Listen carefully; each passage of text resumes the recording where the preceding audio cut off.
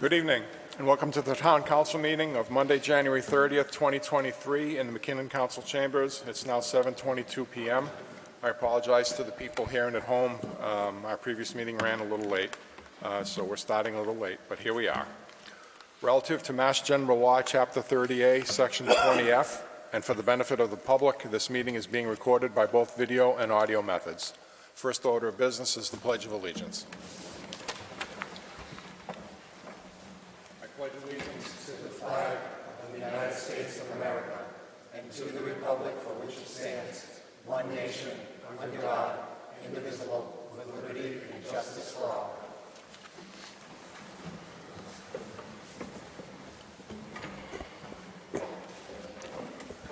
Item number 2, roll call. Councilor Adams. Present. Councilor Daniel. Present. Councilor Dow. Present. Councilor Lazo. Present. Councilor Marchetti. Present. Councilor Montigny. Present. Councilor Rivas. Present. Councilor Ryan. Present. And Councilor Steves. Present. 9 present. We have a quorum. I have this announcement. It is with sadness that we take a moment to speak about the passing of Pauline Talisman. Pauline passed away on January 20th at the age of 93. Pauline worked for the town of Southbridge in the town clerk's office from 1977 from 1977 to 1997, over 20 years. Pauline was born and raised in Southbridge and lived here most of her life. Southbridge is where she was brought up her family.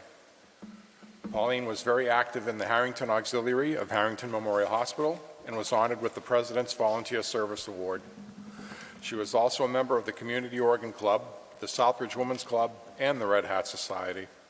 When her children were young, Pauline was a Cub Scout den mother and Brownie leader, and also involved with the Girl Scouts. Let us please take a moment to remember Pauline Talisman.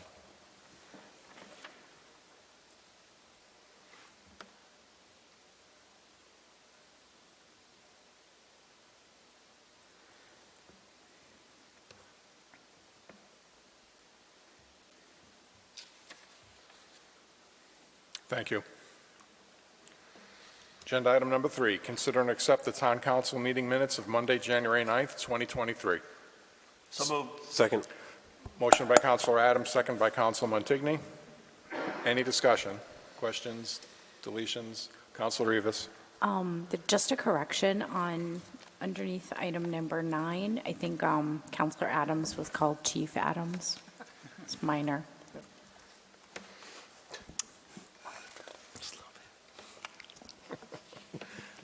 That's right.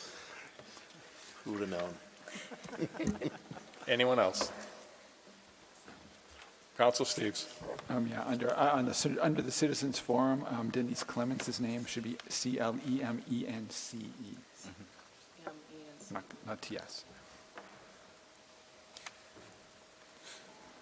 Have you got that? Yep. Great. Anyone else? Very well. All those in favor? Opposed? Unanimous of all present. Mr. Chairman, I will be abstaining. Oh, I'm sorry. 801, Councilor Ryan abstains. Item number 4, subcommittee reports. A, General Government, Councilor Steves. We did meet relatively recently, although I think it was before the last meeting. But we do have one coming up next week on the 6th, where we're going to be talking about a bunch of items, and that's going to, the agenda hasn't been formalized yet, but I know it's going, among other things, it's going to include, I can't think of what they are right now. Sorry, brain fat. But we are having a meeting on the 6th, at 7 p.m. I have no report. What's that? Very good. Sorry. No problem. Department of Public Works, Councilor Marchetti. Thank you, Mr. Chairman. We had a meeting on January 26th. Tonight's agenda number 10. We voted on that issue, and our next meeting is February 8th at 6 p.m. in the Veterans Room. Thank you. Very good. Education and Human Services, Councilor Montigny. Thank you, Mr. Chair. We had a meeting on January 18th, and there are just a couple items tonight on the agenda. We'll speak about them later. Thanks. Very good. Planning and Development, Councilor Adams. Thank you, Mr. Chair. We did not have a meeting since our last town council meeting, but our next meeting is on February 6th. Thank you. Very good. And Protection of Persons and Property, Councilor Lazo. I have no report at this time, no meeting scheduled. We do have some agenda item that we will be recommending. Very good. Item number 5, Chairman's announcements. I'd like to announce that Councilor Marquetti is now a member of the Opera Committee. Yep, thank you. Very good. And also I have a statement to read. It's 5. 5 committees I'm on now. Busy guy. I'm busy. This is an announcement I have, a statement. This is a highly unusual time in the history of the town of Southbridge. Both the town manager and the finance director have tendered resignations from their respective positions at essentially the same time. As this is also budget season, time is of the essence. It has become a critical imperative to fill the position of interim town manager.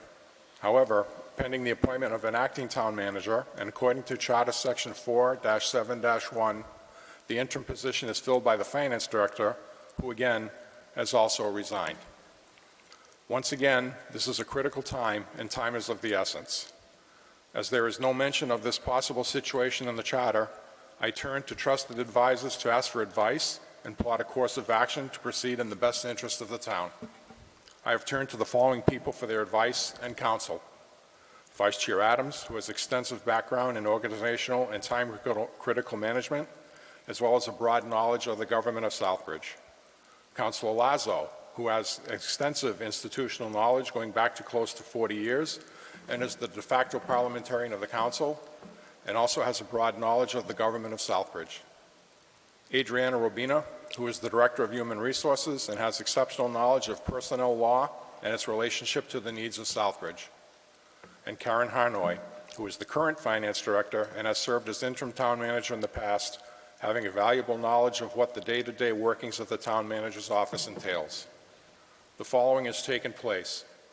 15 resumes were received by the Human Resources Department after a posting for the job. After review, there was a narrowing down to 2. These 2 will be interviewed, and a finalist will be presented to Town Council for interview and appointment at a special town council meeting at a date to be determined in the near future. I believe that this course of action best serves the needs of Southbridge and maintains the integrity and function of its government. Thank you. Item number 6, Town Manager's announcements. Mr. Manager. Thank you, Mr. Chairman, members of the council, folks here in the chambers, and those viewing from home.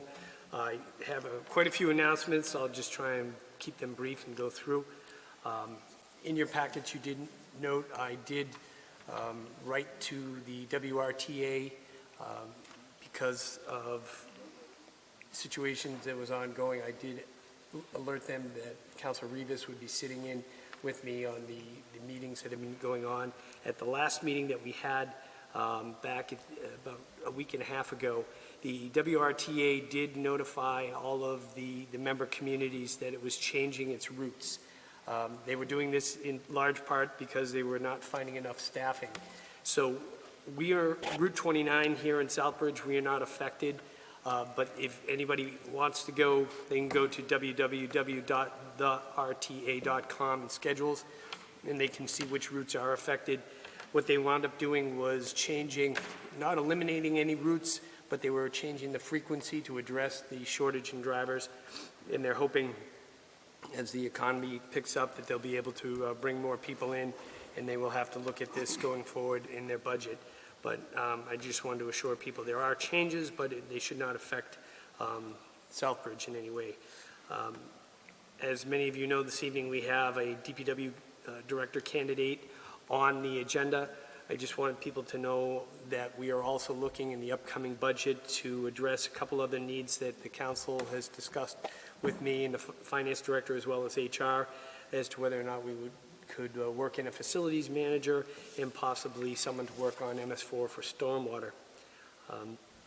As noted, our finance director has tendered her resignation. She also serves as our town accountant, Ms. Harnoy.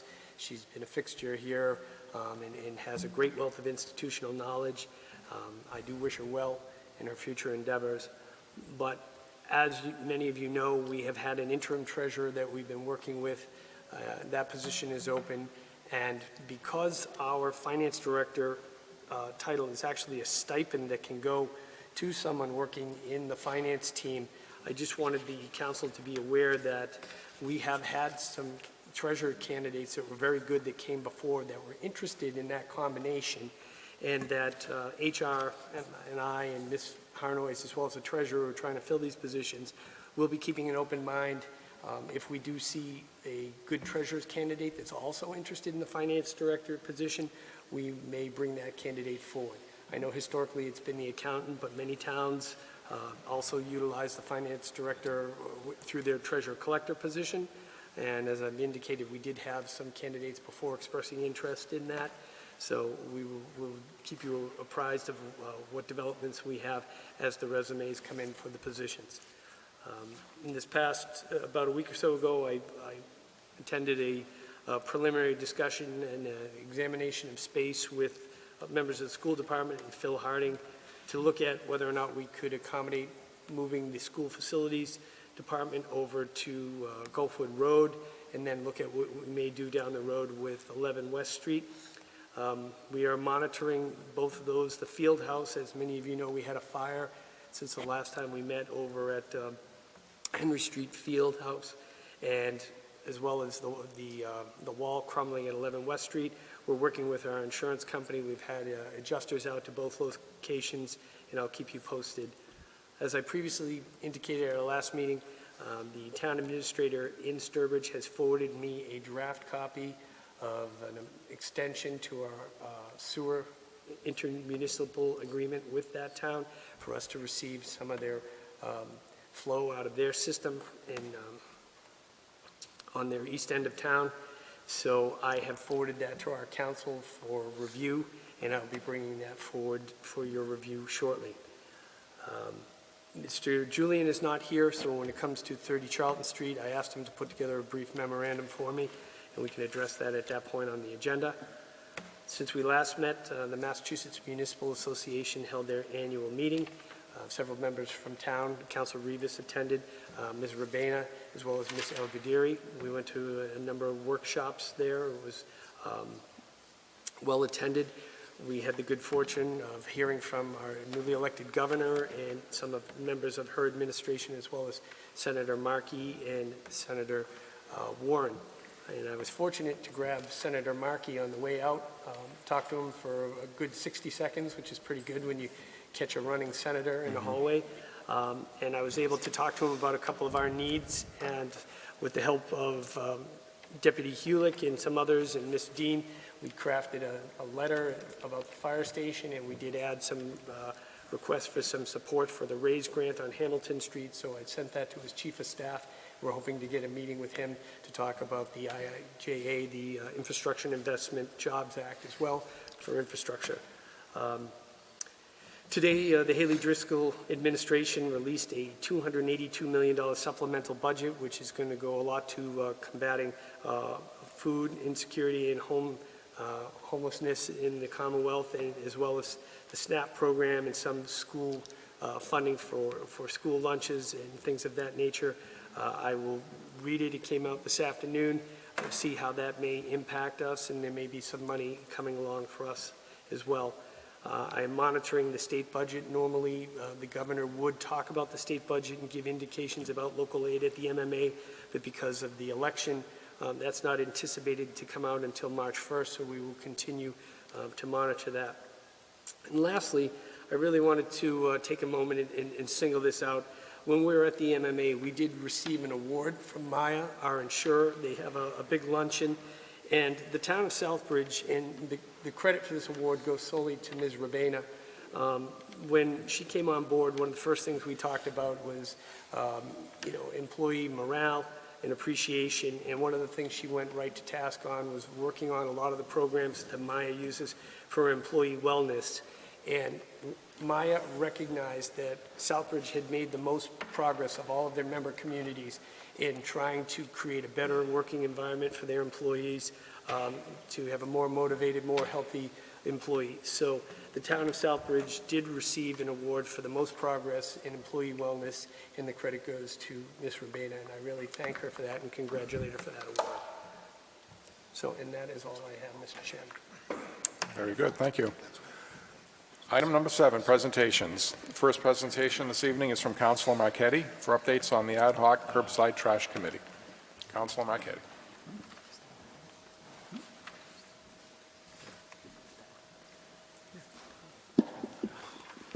Thank you, Mr. Chairman. I'll try to keep this brief. As you all know, free curbside collection by Casella will be ending in 2024, so beginning in March, on March 25th, 2024, residents will have to pay for curbside pickup, so we have about a year to put something in place. We have a curbside committee consisting of myself, Councilor Steves, Health Director Wasick, Board of Health member Grabowski, citizen members Kevin Buxton, Steve Gregoire, and Mark Latoy, and Kathy Grenier, and we've been meeting since November. We're also getting technical assistance from Irene Congdon, Regional Recycling Coordinator from Mass DEP. Our first action was to create a survey to be mailed out. Among other things, we're asking the residents is how they want to pay for curbside collection. The options we offered were property taxes, a flat fee such as an enterprise fund like water and sewer, or a user fee, pay-as-you-throw program where residents pay for bags. We could propose a combination of options. We will also continue to use our current curbside toters for trash and recycling, so there will be no added cost for that. The survey has been mailed out, and residents should be receiving them this week. I've already received mine, and I ask that residents please mail them back to us so we can get a consensus on what the residents want is the best option for Southbridge. The town manager and Anna Smith are working on requests for proposals. I believe the consultant from Weston and Sampson is helping with that as well. Other issues we have discussed are billing. The assessor came to us and said her office is short-staffed, so we may have to add staffing to handle the bills. Ms. Harnois attended and spoke about billing and what it would take to start an enterprise fund. This is something the town council will have to vote on, should we take that course. One thing I might add, with an enterprise fund, a ballot question would not be needed. Excuse me. Ms. Congdon discussed the pay-as-you-throw program. She estimates that if we can institute a bag program, residents purchase bags, we could reduce our trash disposal, she estimates, by 30%. Bags would cost residents about $1.50 to $2 for a 30-gallon bag.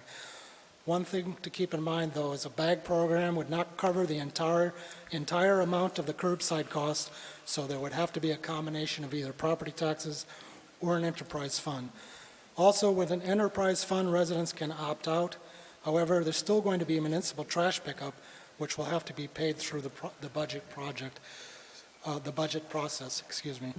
And we've also discussed allowing residents to opt in as well. One more thing I would like councilors to consider. I asked Ms. Harnois how much money is in the landfill royalty funds. She said there is $3.9 million in the fund, and also the town gets about $63,000 a year in gas-to-energy revenue from Casella. I asked councilors to consider using those funds to offset the cost of curbside. With the combination of all funding sources, we could probably get 2 to 3 years of trash pickup without a huge cost to the residents.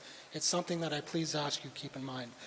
We've also created a website which is up and running, www.curbsidecollection2024.com. Our next meeting is Thursday, February 9th, 6 p.m. in the Veterans Room. Thank you.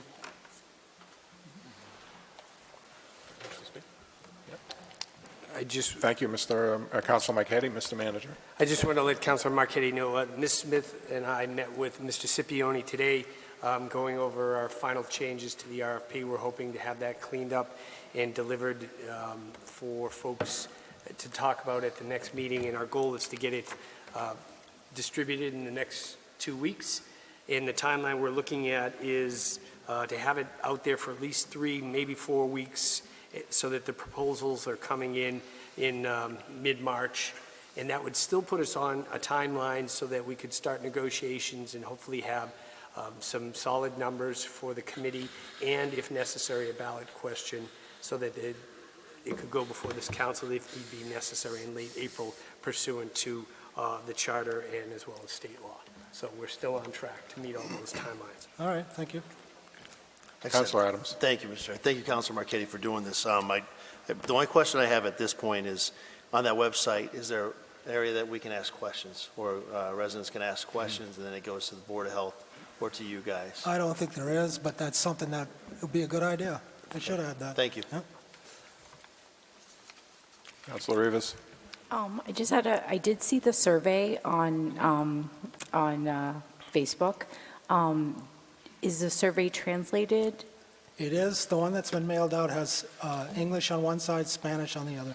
Great. They should probably put the Spanish version on the website as Yeah, well. they I'll should. ask about that, thank you. Thank you.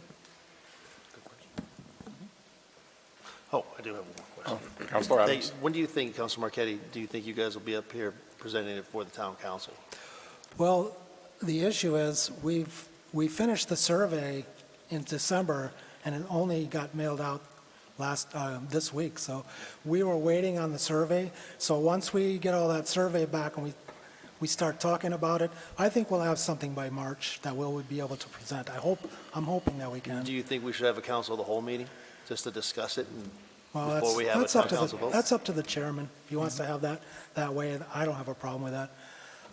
Like I said, if we decide to go with an enterprise fund, let's say the residents say, we don't mind a flat fee residents enterprise fund, then there's no reason to go on the ballot. But the council will still have to vote on creation of an enterprise fund, so. Okay. Anyone else?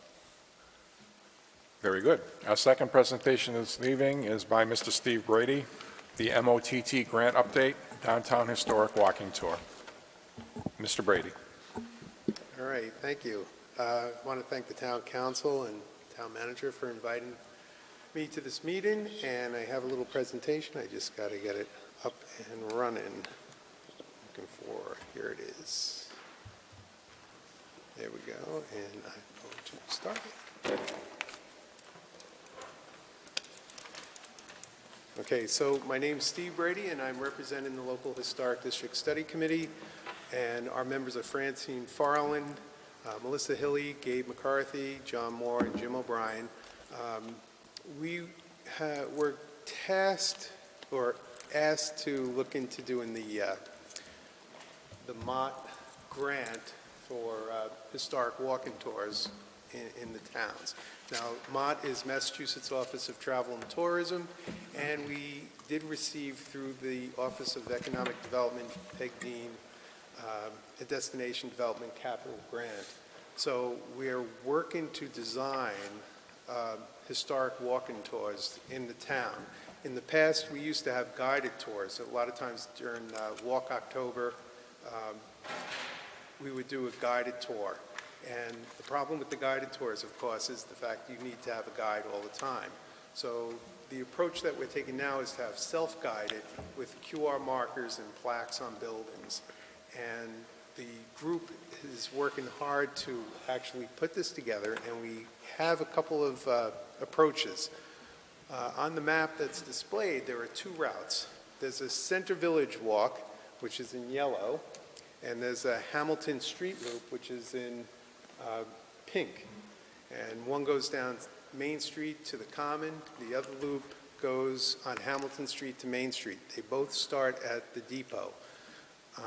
And the goal is to have them interface with the rail trail. So people who will take the future rail trail will be able to go on these walking tours if they want, and they'll be able to join them at 3 different points, down at the Common or at the depot or at the area around 12 Crane Street. Let's take a look at the next. So the Center Village walk, once again, it starts at the depot, heads down Hamilton Street to Main Street, goes through the historic Center Village, and then proceeds all the way down to the Common where the AO complex is. The interface to the rail trail will be at the Common and also at the depot. There are about 50 sites that are possibilities for plaques and QR codes and are buildings of historical significance. We will probably whittle that down to probably the most important ones. We don't know which ones just yet, but we're working on that. The next loop is the Hamilton Street Loop, which is also called the Church Loop. That one starts at the depot once again. It proceeds down Hamilton Street. There's a little offshoot down Crane Street to match up with the rail trail. And then the Optical Heritage Museum is also at 12 Crane Street.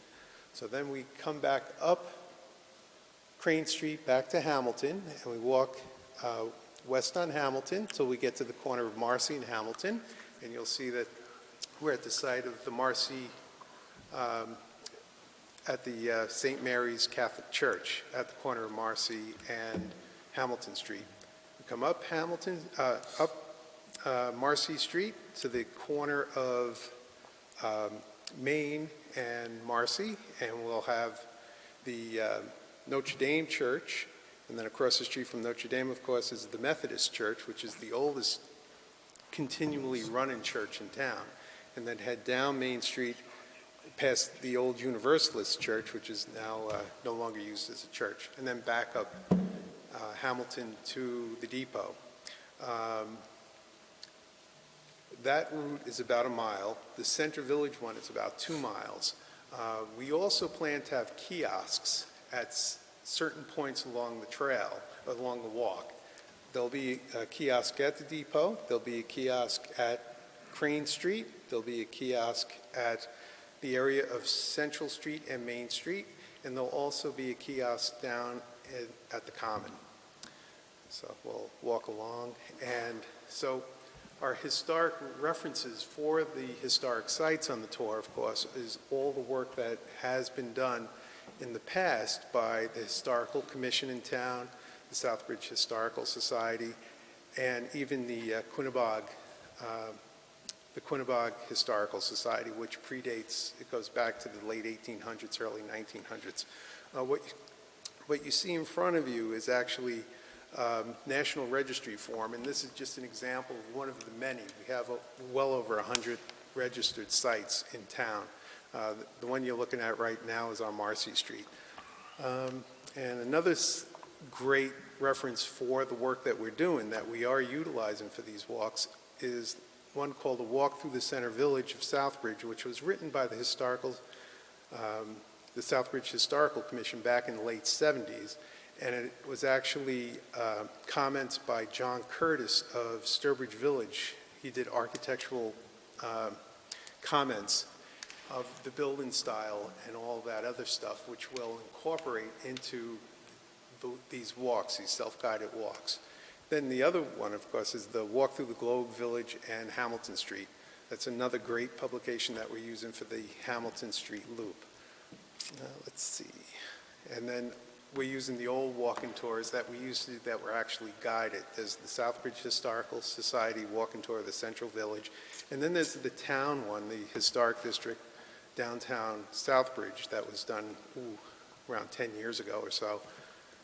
And last but not least, the Quinnebog Historical Society leaflets. In particular, in Volume 1, there are 3 great chapters: The Southbridge of Our Ancestors, Its Homes and People. And it's done by Lucius Amadown, and he actually envisioned, and this was done in 1907, people getting into a carriage and going down every street in the town, and he wrote about every structure that was around for a long time. So it's a very interesting set of articles. Once again, we are raising funds for this. It is a matching grant. Happily, we did match the grant, but if anyone's interested in making a contribution or finding out more about it, they could just visit the town's website, in particular the Economic and Development Department section. And we do have some donations to date from some groups. The Southbridge Historical Society has made a significant donation. The Trifoni Family Trust, Hyde Tool, and Claire Burt's Foundation. They all made donations, and we're always happy to receive more. And once again, you could go to the town's website for more information. That's it. Thank you. Any questions? Councilor Adams? Thank you, Mr. Chair. Thank you, sir, for all the hard work you guys are doing for the town. Really appreciate it. I'm a big history buff, and since coming to the town in 2011, learned quite a bit from my local historians that are all around me. My question to you is, how much money are you guys looking to finish up the fundraise to equal the grant? Well, it was an $8,000 matching grant, so that meant that if we were able to raise $8,000, the state would give us the full $8,000 for the grant. So it's actually, we have a total of $16,000 now, and we actually have, about 20,000 right now. How much will it take to do the total implementation and design? Probably a little bit more than that. So, but we are just approaching the design phase and going to vendors and finding out what they can do for us. We as a group, and that's working with the Historical Society, the Southbridge Historical Commission, and our group, have actually laid out kind of a design of what we wanted, which I just kind of presented right now. But now it's more or less of finessing the design, making something workable out of it. So my other question is, have you guys thought about utilizing ARPA funds? Excuse me? ARPA funds? Have you guys, No, we haven't. That's a good idea. maybe we could sit down and talk to Abby a little bit about it, who is our ARPA administrator, just to see if he could bring it up to the ARPA committee. Okay, that would be great. Thank you Great. so much. Thank you. For the recommendation. Councilor Marquetti, then Councilor Rivas. Thank you, Mr. Chairman, through you. Pardon me if I missed some of your presentation. How would this guided tour work? Would somebody have like on their phone or just paperwork, or would you have Oh, sure. plaques? So what we would do is we would have kiosks at the starting points, and they're usually, those would be advertised on a website. And through the rail trail will be the great connector to it, actually. And what you'll do is, at the kiosk, you will be able to go to a QR code on your phone, and that will lay out a map. And there'll also be a map on the kiosk itself, and there'll be pamphlets, much like any of the trails that you go to today. What we envision, though, are markers on buildings or markers or plaques on posts with QR codes. Anyone could walk up to anyone and just take their smartphone, do the QR code, and get information with photos of the structure 100 years ago and photos of it today, and giving a little bit of a brief history of the construction, year of construction, who built it, who owned it, that kind of information. And that's how it will work. All right, thank you. I'm good. Very good. Councilor Rivas. Thank you for your presentation. I've gone to like one or two of your meetings, but my question is around sort of the design around accessibility, and whether, I know from Mass Cultural Council, they have sort of an accessibility group that sort of informs projects. So I didn't know if you were utilizing a consultant or someone that is going to inform how to make sure that the kiosks and all of the other elements are accessible, whether someone is in a wheelchair or whether they're hearing impaired or visible. Right. We have discussed that at meetings, and that has come up, and that's part of the design, the finesse of the design, getting together with a professional designer. Right now, we're looking at a couple of different groups to do that. There's such things as heights, the height of the kiosk, low point, high point, and also the plaques. They can't be so high that a person in a wheelchair can't get to them. Also, the other thing we are considering is anything on the QR code and anything on the website will be accessible in multiple languages. So the people will be able to click on a language, and that's one of our requirements, so that the presentation or the actual site will be described in either any one of a certain number of language that we choose. Thank you. Yep. Anyone else? Council Lazo. Just a quick comment. Steve Brady's been around a long time, and I think you're becoming a historical artifact yourself. I've been around a long time, and I give you a big compliment. You're doing a great job. Keep up the good work. I can remember way back when they used to work on these historical things and not forget our past and remember where we come from. Yep. Thank you very much. Oh, you're welcome. Thank you. Thank you for letting me talk. Council Matigny. Thank you. I just had a couple questions. Do we actually have a historical district zone in, through you to Mr. Brady maybe, or? There are actually 12 historic districts in the town of Southbridge. They're national historic districts, and they're paper designations. One of the charges of the local historic district is to work to create what's called a local historic district. A local historic district actually has more than just a paper designation, and it actually has a bylaw that goes with it. It's kind of like what the planning board would be, or anyone who would have a alteration to their house, that it would come to local historic district committee to look at changes in facade and things like that, just to make sure that they're in line with the Parks Department guidelines for renovation. That's one of the things we're working on, and that's a long-term project because we're working with citizens, and we're trying to work with citizens to decide, we've mapped out a district, but now, you have to get consensus within the district, because anything that you put this over, they'll have a certain requirement whenever they want to make a change to their structure. So we're working very carefully with them. That's a long goal. That's Okay. a long-term goal. So I guess my next question would be then, you don't need to actually have a historical district to participate in this grant, or a local historical district, we can just Right. continue. So, yeah, for this grant, for the mock grant, it doesn't require any local historic district or anything. But interestingly enough, one of the national districts is the Center Village District, which is the core of the downtown. And that is on the walking tour. Well, I only say this to be truthful. I've had certain constituents, citizens reach out saying they're not in favor of the district that live in some of these areas, but I do appreciate all your hard work with this tour and everything. I think it'll be a great compliment to the rail trail, like you said, but I just want to educate myself a little more. So thank you for that information. Yep, and we do meet once a month. The local historic district study committee meets on the first Tuesday of the month, and all our meetings, of course, are posted. And also the rail, the MOT tour, walking tour, meets on the second Tuesday of the month. So we meet every month, if anyone's interested in coming. Okay. Yeah, thank you. And thank you. Anyone else? Thank you so much. It's obviously a high-quality project that's coming down and really going to improve Southbridge, and I thank you for that. Oh, that's our goal. Thank you so much. Thank you once again for having us. You're very welcome. And our third presentation this evening is by Mark Karen for a performance update. Mr. Karen.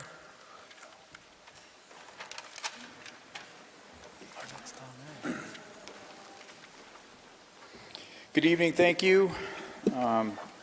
You can start the timer. Great, thanks. Done. No, it's good to be in front of you again for a wrap-up or a summary on some of the key, at least on the 5 areas that you've kind of marked out as wishing to take some attention to, that being vacancy, the number of social services that are in our downtown core, the number of events that are happening within the area to help in our exposure and marketing, and then somewhat it's a perception shift of our town and who we are and what we have to offer. The score sheet, as far as vacancies go, the baseline we started out should have read, that first time we had the slide up, should have read 61. And when I made that first presentation to you, we had lessened that by 3 anyway and got to 58. Today I'm happy to at least give you a number of 54. So we're trending in the right direction. So we've got like a net of 6 or 7 less vacancies than we had when we started the effort. And I just let you know that in that, when you go through, you'll see there's been some that have actually occupied space who have since I started in June or July, who have left. But there's movement going on, and I'm happy to report that there's activity and in earnest, and there's interest in occupancy in the downtown. One of those numbers is a entity that has not yet opened but will, and some of that is based on the ARPA monies that we had put into our fund for the loan, the no-interest loan, and that's the old Billis's Restaurant. That lease has been signed. There is a noteworthy chef that is part of the group that is opening up there, and I actually had the task. Chefs are funny people. It's just like they are on TV. They wanted to meet with local growers and herders, meat purveyors and vegetables. And so I did, I was able to put them together, and there is a marriage in the making. So what is being cooked there may actually have been grown here. And that's a noteworthy and an attractive, an attraction to the entities that may occupy our area. Social services has not had any real or substantial movement. There is as many here in our downtown core as there were when we started. But there is the conversations have started, and they're engaged in the effort of filling the vacancies. There's no need to move anybody out if there's still space available, and they understand that, along with the constituencies they serve. Events, it's appropriate for me to follow Mr. Brady in that there is a national conference coming up in Boston in March, Main Streets America. Main Streets America is an entity that is kind of franchised out. There are chapters. Right now they enjoy chapters in 39 states. Massachusetts used to have a chapter prior to the last administration, and they are hoping with this conference and some advocacy, and I think it's going to happen, that we will establish another chapter in Massachusetts. But their national conference comes up in Boston. They had asked me to put together an event so that there would be some external learning from the conference. And I'm happy to announce, I mean, it's actually competitive, but they did choose us. And Steve and Dick Whitney have been very gracious with their time in their both their Sunday in this particular event and their facility, that being Dick Whitney, with the Optical Museum. And so we've already had some sign-ups, and they haven't really even put that out to the conference anyway, as hasn't really been fully marketed. I will send you, and I meant to do that before here, so forgive me, but I will send it in a mass email so you can get an idea of the flavor of what that conference is going to be. The Urban Agenda grants that we had gotten, PEG's efforts, and the success of last summer.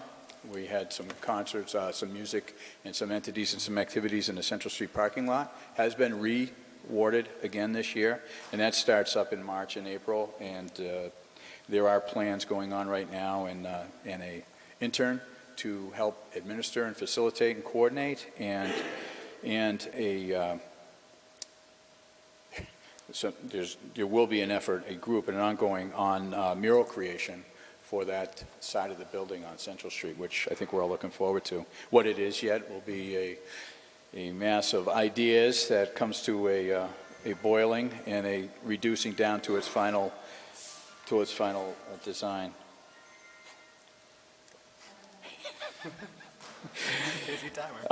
Planning stages for the rail trail and our groundbreaking are in the making right now.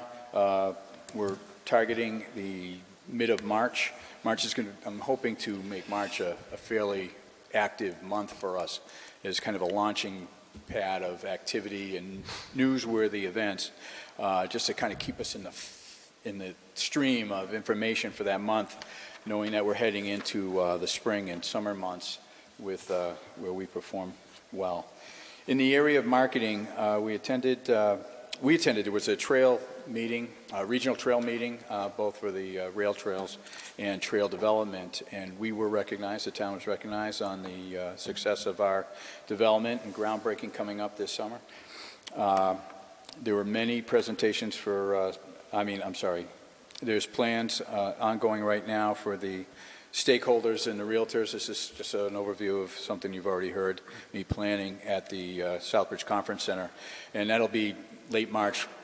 The month of March, perhaps maybe I can accelerate into the end of February, but I'd like kind of to funnel our activity and our news events in the month of March. There was a meeting with the director of the Worcester Food Hub. They have an intimate relationship with the Chamber of Commerce, Worcester Area Chamber of Commerce, and there is some symmetry, there are some likings with what their efforts are and what we may have the availability to provide. And they're interested in coming down. They've done it in other areas of Central Massachusetts, and they are willing to also come through and give us their ideas on that. And then the perception shift, in the area of the perception shift, the loan program that we have put together based on the ARPA funds that you awarded us is bearing fruits. We approved our first zero-interest loan, and that is, again, attracting the chef, who is highly sought after and very noteworthy. It was funny, just as an aside here, I have already eclipsed my 5 minutes, so I'm just going to take liberties, is while we were in the subcommittee meeting, just going for your approval, the subcommittee's approval for this loan, the chef in question was actually live on the Food Network, the National Food Network, being profiled. So it should also be noted that this individual is a product of Soutbridge returning. So what Worcester thought they had, we were able to bring back in a friendly exchange of talents. And then we have a second application that is in our office. It's in the review stage and looking for its, which is exactly what I was going to say in 2 seconds, but thank you. And then we have another application that is out looking to come forward. So the news is going in and out. We are showing our steadfastness and our commitment and our sincerity to increasing the business climate and activity in our downtown, both for our citizens and for the opportunity of making money. Investor groups, I did take 3 other tours of investor groups that recently have come to us because of the kind of chatter within their community. So it's not necessarily in my particular geographic area of responsibility, but there is renewed curiosity in the Sacred Heart campus from a number of individuals, which is refreshing. It can only help. So, and that's by and large. The month of January, this goes to the end of December, but the month of January has been a large focus on the office, and I have been lending some of my time to the Slum Blight Survey and getting that accomplished, getting that done, and we're almost there. So. Thank you. Councilor Ryan. Thank you, Mr. Chair. Through you to Mr. Karen. Good to Thank see you. you. First of all, I'm really happy, especially about the events, because I went to a couple of those events in the Central Street parking lot last year, and I noticed as time went on, more and more people started going to them. And it was nice to see something in that part of town for once, instead of it all the way being over on the common. It was nice to see something a little bit more local, a little bit more different cultures. It was nice. Yeah. I really quite enjoyed it. So I'm looking forward to more of those events in the Central Street parking Well, lot. and the difference in the environment this year will be that there will be an operating restaurant that abuts it in different stages of opening. And then the creation of the mural Yes. will also be one of those things people will want to come back for. Where is it now? Kind of thing. Great work as always. Thank you. I am not in the running to be the artist. So that you know. Councilor Marquette. Oh, I'm sorry, Mr. Chair. You do Thank you, this Mr. part. Chair. Councilor Marquette. Thank you, Mr. Chairman, through you. You said there's a net of 6 entities. What kind of entities? There is, well, Billis's, the old Billis's is part of that number. The chicken, Crown Chicken has come in. There is a new furniture store coming in. It's actually furniture refurbishing, and it's part of a program, and that's on the other side of Hamilton Street, where the Center of Hope used to have the cafe, but next door.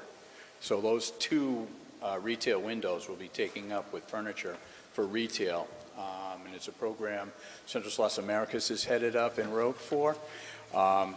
There's a workshop that is going to be hosted inside 12 Crane Street towards the back of that building, and individuals who are finding themselves trying to re-enter the community through different situations in their life are going to be hands-on learning skills and finances and retail. And so that's where that comes in. So I'm excited about that.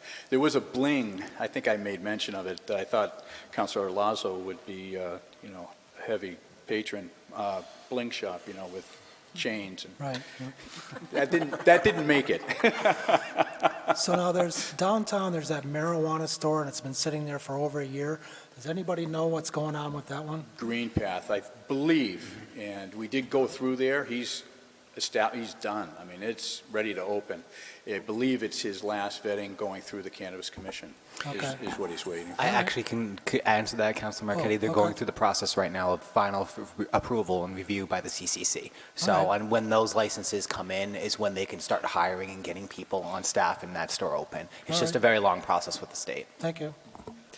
And then the back where Central Street is, they have boarded up all the windows. I don't think it looks very good. Kind of looks blighty to me. Is there some reason why all those windows are boarded up back there? The building on Main Street, the back of it. I know what you're talking about. It's facing Central Street parking lot, right where the stage is, that building right there, all the windows are boarded up. Doesn't look very good. Yeah, both those buildings, one of them is a new owner. Okay, The other one is an owner, and that's where U Inc. is actually, they have occupancy in there, which they'll be leaving. That one is on the market. all right. And we're trying to put parties together and see if there's interest, and it seems like there is. And because they're located, and again, because the town had taken the effort some years ago to create those opportunity zones, that news is getting out, and now that we're active partners in it, I know it's not the answer we want right now, but All there right. is activity, it's just not immediate. Well, I just hope it doesn't last that way for all summer long. I mean, we're trying to make that area look nice, and then you have that empty lot. You say that the restaurant is going to come there, to that Yes. empty lot? That's been, well, how many years now? That's, yeah. 4 or 5 years? Longer? Yeah, I think it has, right. Well, of course, then the void there because of the Yeah. fire, Yeah. and that rebuilding is, and I think Okay. there was some, again, neighbors helping neighbors in the timing of that. As I understand it, the transformer was, or some electrical, I'm not an electrician, but something to do with that has been delivered over the course of the last week, and, and again, that was with coordination from the two owners. And I'm sorry I don't know the answer to this. What is the Worcester Food Hub? I'm sorry. Worcester Food Hub is part of they run a commercial kitchen, which is available for smaller businesses and individuals to test out their recipes so that they can do it in an improved kitchen setting, sanitary.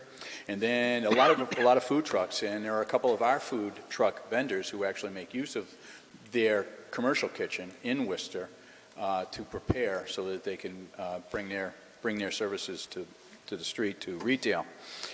They also operate, and it's been kind of in the news, and it's still an experiment for them, in the old, I call it the old Guarantee Bank building, the glass building in downtown Worcester. They have opened up, and this is where the visit was, is that a number of them vend there in that lobby for the business community and the traffic that is in central Worcester. I think we have elements of that opportunity here, too. And one of the things that they have done, and again, we wait for buildings to come up to certain infrastructure to come in there, whether it's sprinklers and water and code enhancements. But they're in there and they don't supply water, which is it's just bare bones, it's space, so that they're available to the foot traffic. I think as we are in our transition, as our buildings start becoming equipped, and we're starting to do those developments with inside so that they can be ready for occupancy of whatever the ideas might show themselves, is that we may be able to kind of mimic that, and that was the interest for going in. The Worcester Food Hub, yeah. Look it up, and I'll send you a link. I'll send everybody a link, All right, along with sounds the Main Street interesting. America Thank conference. I'm all set, thank you. Thank you. Good job. Thank you. Anyone else? Councilor Adams. Thank you, Mr. Chair. Just a quick question to Mr. Karen. So the Worcester Food Hub, Yeah. talking about a commercial kitchen, some of our local food trucks are utilizing them and coming all the way from Worcester. Now, I brought it before, we have a community center. Yeah. We have a commercial kitchen there, and even if some of those things may be broken in there, we can probably spend some money to update that. Have they gone to the community center to ask if they can utilize those? We have made soft inquiries and had soft conversation about that. There is the idea is in the space. It hasn't shown itself any real development yet, but it is something we should and can. I just highly recommend it. I know that's probably not I- your purview, but I think that's, No. so the community center can get some traction when it comes to that. Yeah. Thank you, Well, Mr. it's, Chairman. if I might just expand on that, again, it's a Worcester food truck. He's had the blessings of a lot of attention, but Ziggy Bombs, I mean, he was the food truck steak guy extraordinaire, and it went from food truck to bricks and mortar. And he's bricks and mortar in Worcester, and he's opening up his second now in Leicester. So that is the kind of evolution we're hoping to create here. It's not necessarily food trucks, and I don't mean to sound punitive, but to compete with bricks and mortar, we just want them to get to a point where they are bricks and mortar. Thank you. Thanks. Anyone else? Councilor Dow. Thank you, Mr. Chairman. Mark, question. Your job is to bring businesses to town, correct? Yes. How friendly businesses were in town? How hard the people is experience when they want to come to do business in town? You mentioned some people leaving, some people they try. And your experience talking to those people coming in town, what you see for the town of Soutbridge? Is it easy to do business? It's easy to handle paperwork? It's easy. What you recommend here in front of the council? Because you have a job to do and you work hard for it. And as what we know, where you see is an issue we need to resolve or no issue? Well, some people allege that I'm kind of a negative Nelly. Even when things are good, I can always find an issue. I guess I'm of the mindset, and I think a few of us here, our job is to always make it better. If we're good, let's make it great. If we're great, let's make it incredible. And if it's incredible, well, I haven't gotten there yet, so whatever the next stage is. Can we do better? Yes, we can do better. The conversations with, especially the investor groups and those individuals they're looking for, what does the market bear? So what are your demographics? What can we locate? Because that's how they're going to assess the value of their investment into assets. And then what can occupy their buildings? We can do better. We can do better. I think we all know that. Our efforts to streamline the permitting and some of that permitting software makes us more consistent and more accessible to people who want to do that. And then it's just our culture at large. It should be, again, this is me. I ran retail. That doesn't mean I was great at it, but it was when people walked through my door, I wanted them to feel welcomed and special, because they are. They're about to pay my salary and hopefully keep the lights on in my house. I think we as a town, we can always do a better job at saying, hey, we want you here because you help us keep the traffic lights on, and to Councilor Marchetti's efforts, keep the trash picked up. Thank you. Anyone else? Okay, thank you, Mr. Karen. Thank you, appreciate Mr. it. Chairman. Thank you. Moving on to item number 8, Citizens Forum. Are there any citizens that would like to approach the podium to speak on an issue not on tonight's agenda? Please identify yourself. Hi, Maureen Doyle, 771 Lebanon Hill Road in Southbridge. I'm sure several of you, or all of you, have heard that Conrad Vandal has died several weeks ago. And since he is a veteran of both the town council and of the military, I thought, and he used the handicap ramp, I thought it would be a really nice tribute to him to fix it up. I just walked up the ramp. It's not in that bad a shape, but I don't know about that metal plate. I can't imagine that that is really safe for people who have mobility issues. And I think that ramp has been put off for several years. And I really think we owe it. It would have been nice to fix it while Conrad could have used it, but in his name, I think it would be nice to put that front and center. Let's fix it up. I'm thinking its name will be the Conrad Vandal Ramp to Democracy, because I just think the handicap ramp is kind of boring. But I think it would be nice to do for Conrad. He was a great guy, and I always appreciated how he would share with me stories of how in his younger days he was friends with my Uncle Pete, and they used to raise pigeons and stuff, and he would tell me about that.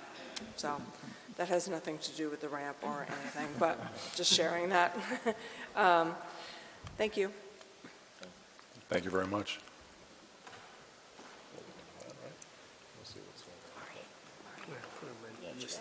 Okay. Very good. Are there any other citizens that would like to approach the council, the podium to address the council on an issue not on tonight's agenda? Very good. Moving on. Item number 9.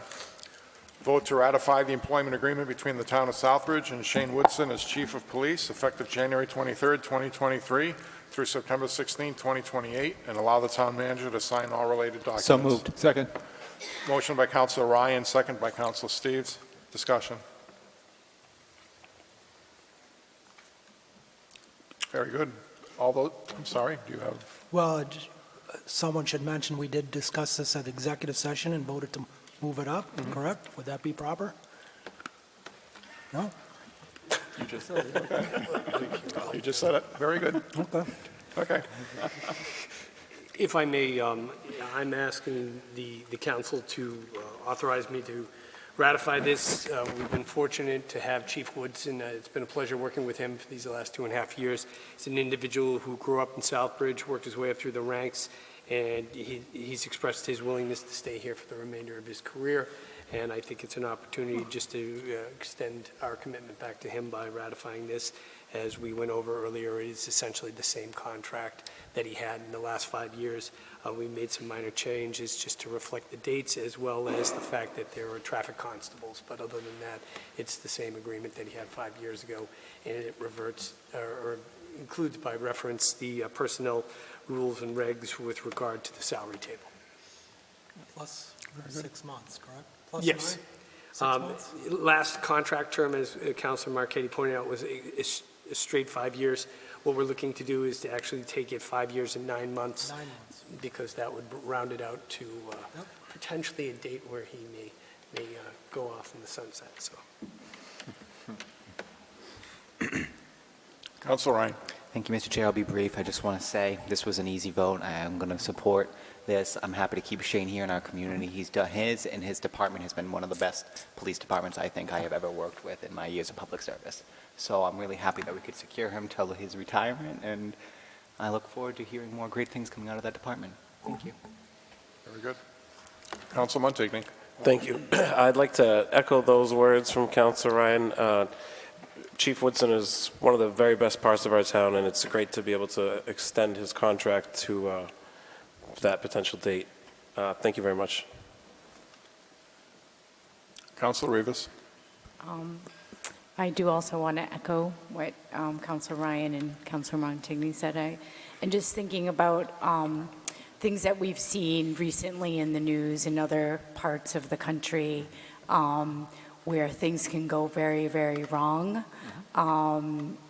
Our department and our chief and so many of the things that they do around community policing and cops and kids really helps our community move forward and try to prevent those types of incidents from happening in our small community, and their efforts are not unnoticed. And I'm proud to say we work really well together with our police department and our school system to make sure that our students feel valued and that our police department reflects our community, and that is a testament to Chief Woodson and Deputy Chief Dinghy. So thank you.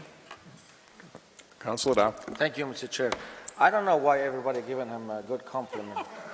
Just because the chief of police? I think you can do better. I will support the vote tonight. Council Lazo. I'd be remiss if I didn't comment. When you look at a police department, I've seen different chiefs come through, and you'd see the department evolve into the growth and development of a better department. But the thing that's impressive about Chief Woodson is when he gets to the table and he wants to talk about body cams and different types of equipment, he's been nothing but professional. He knows his trade, his profession, and he's good at it. The only thing I didn't like was talking about him riding off in the sunset. I think he's too young to ride off in the sunset so quickly. And I think if we treat him a little better, maybe we'll keep him a little longer. I wish you the best of luck in your upcoming contract. Thank you. I will be supporting it. Very good. What can I do for him? Chief? Just quickly, I have to follow up Mark Karen. I don't know if I'm going to be able to compete with that 35 minutes more, but just, I appreciate the support, but the stability of the department is the most important thing to me. So for the men and women of the police department, I just wanted them to know that they have a chief. It's the greatest job in the world. I wouldn't change it, and I just appreciate the support. But more importantly, for the entire police department, it's not about me.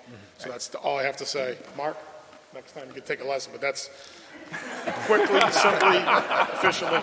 But I know, in all seriousness, what the council's done over the last 6 years, 7 years, I've been the chief, it's been a great experience. So, thank you.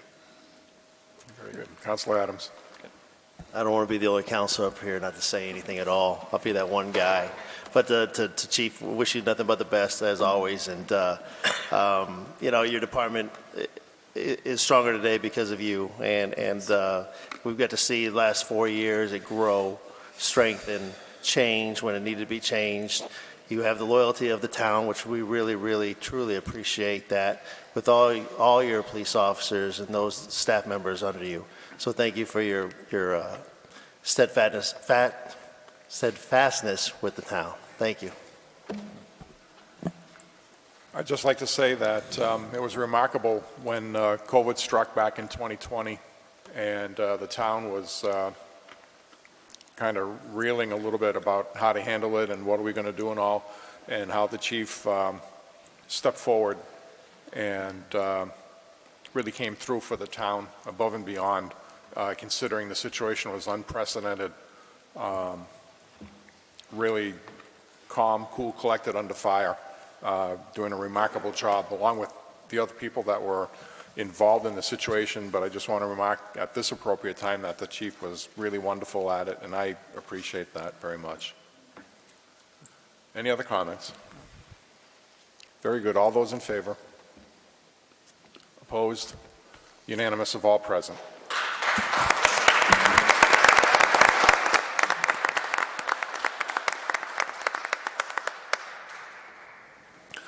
Item number 10, vote to approve the town manager's appointment of Richard Benoit as DPW Director for a 3-year term effective immediately through January 30, 2026, pending the successful completion of pre-employment physical and background screening and state ethics. So moved. Second. Motion by Councilor Ryan, second by Councilor Steves. Councilor Marchetti. Thank you, Mr. Chairman, through you. The subcommittee voted this 3-2 in favor of sending it up. Very good. You wish to comment? Yes, thank you, Mr. Chairman. This evening before you, we have a recommendation from me for Mr. Benoit, Richard Benoit. Mr. Benoit came to us. We had looked at various candidates, as you know, for this position of DPW Director. He comes to us with a background. He currently is with Allstate Materials. Prior to that, he was 4 years the DPW Director in a somewhat similar-sized town in Connecticut. Prior to that, he had spent time with the state of Connecticut DOT. In his younger days, although not on the resume there, he did work also with R.H. White. The committee that did interview the DPW candidates consisted of our interim DPW Director, Mr. Jackson. Mr. Harding was involved for part of it, Ms. Harnois, Ms. Rabena, as well as Ms. El Gadiri from HR. and I as well participated. Based on his background and his interviews, he interviewed with us, we had a first and second with Mr. Benoit. We believe that he has the necessary qualifications and the demeanor and the experience to do a fine job for our DPW. So we put this name forward for your consideration, for ratification. And Mr. Benoit is here this evening if there are any questions. See the back there? Hi there. You're hiding. Very good. Any discussion? Councilor Lazo, then Councilor Marquetti. Just a short time ago, we had a Department of Public Works, they had a DPW, and we had an engineer, and we had a tremendous amount of problems with facilities, roads, inspections, various things, paving streets and them falling apart and within a week. So moving forward, I've had many discussions with my fellow councilors on the issues. And nothing against the gentleman in front of us. I will not be supporting the appointment. 2 or 3 months ago, there was a gentleman that I didn't even know his name. His name was Phil Harding. He has stepped up and has done the job of the director and has absorbed all the complaints and various things that came forward. And what was an amazing thing was, in the last 2 or 3 months, we got Point of more... order. When we were doing the construction inspector position, which was a engineering assistant, I tried to bring up other people's names, and I was ruled out of order. So I'm asking the same thing is considered here. We're not talking about anyone else. Thank you. Very good. Please keep your compliments and comments to the candidate here tonight. I have no further discussion. I'm a no vote. Thank you. Councilor Marquetti. Thank you, Mr. Chairman. I wouldn't mind if Mr. Benoit would step up here so we can talk to him a little bit.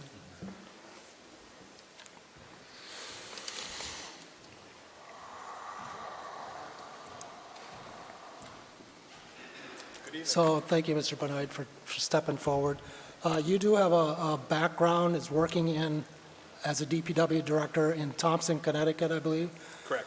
All right, so you're pretty much settled in Thompson. You have no thoughts of ever moving to Southbridge? Or is that something that you might consider someday?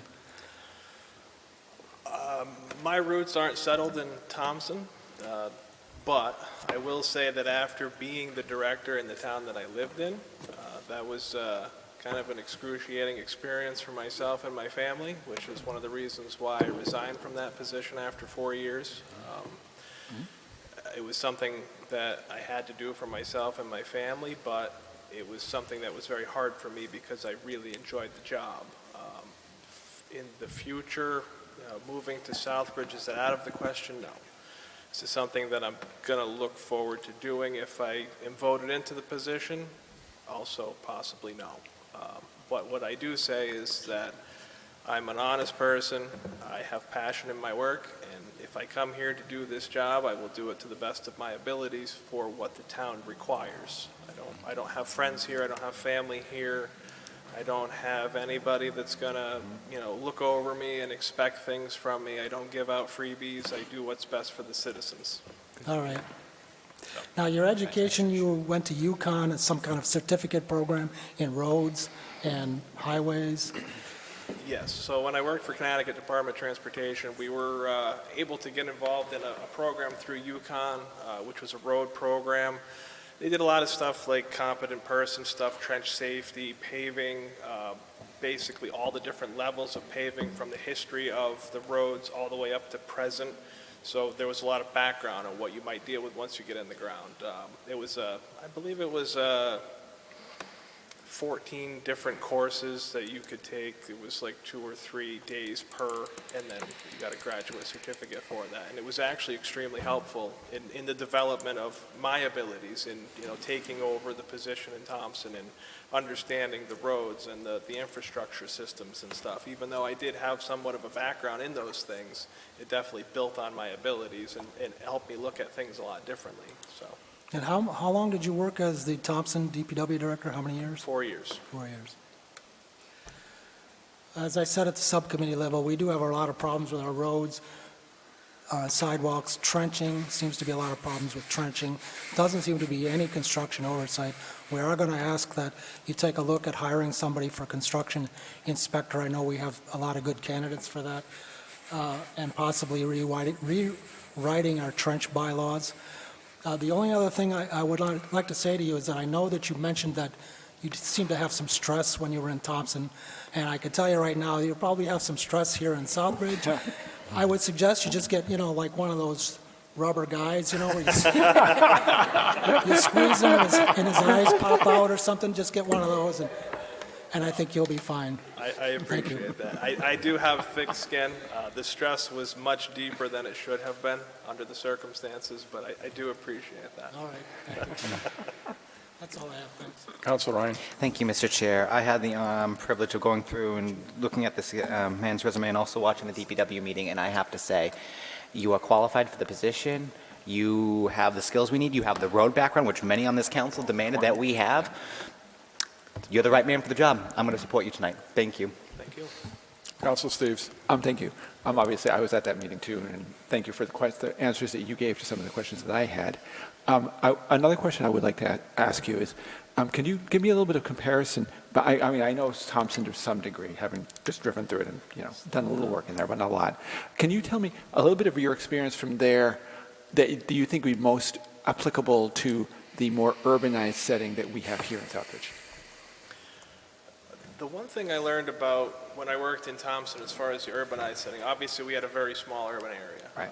But there is a lot of growth being had, some of it in big steps, some of it in small steps in Thompson, and then also surrounding communities. And one of the things that I was able to learn a lot about through some of the other employees in Thompson, particularly our town planner, who was very involved with working on infrastructure improvements to our parks and trails and sidewalks and so on and so forth, and having conversations with her about how we needed to move forward as a town and walkability and bicycles and so on and so forth.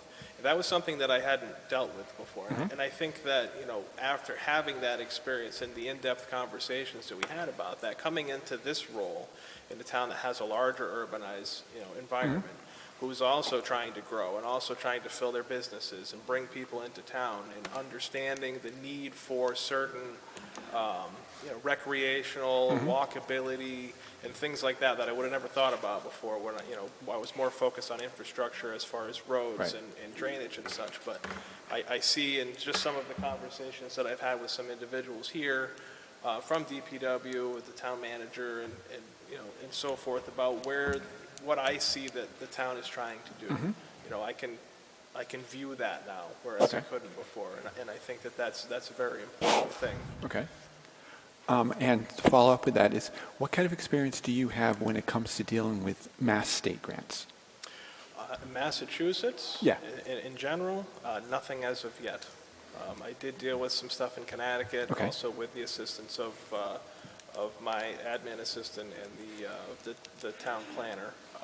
But we dealt with a lot of the stuff with like the incoming ARPA funds. I sat through a lot of meetings with that and improvements for Thompson, and then I helped out with some sidewalk grants and some things of those nature for Thompson. So I look forward to learning more about that. And obviously there's some differences that I've already found between Connecticut and Massachusetts and how things work.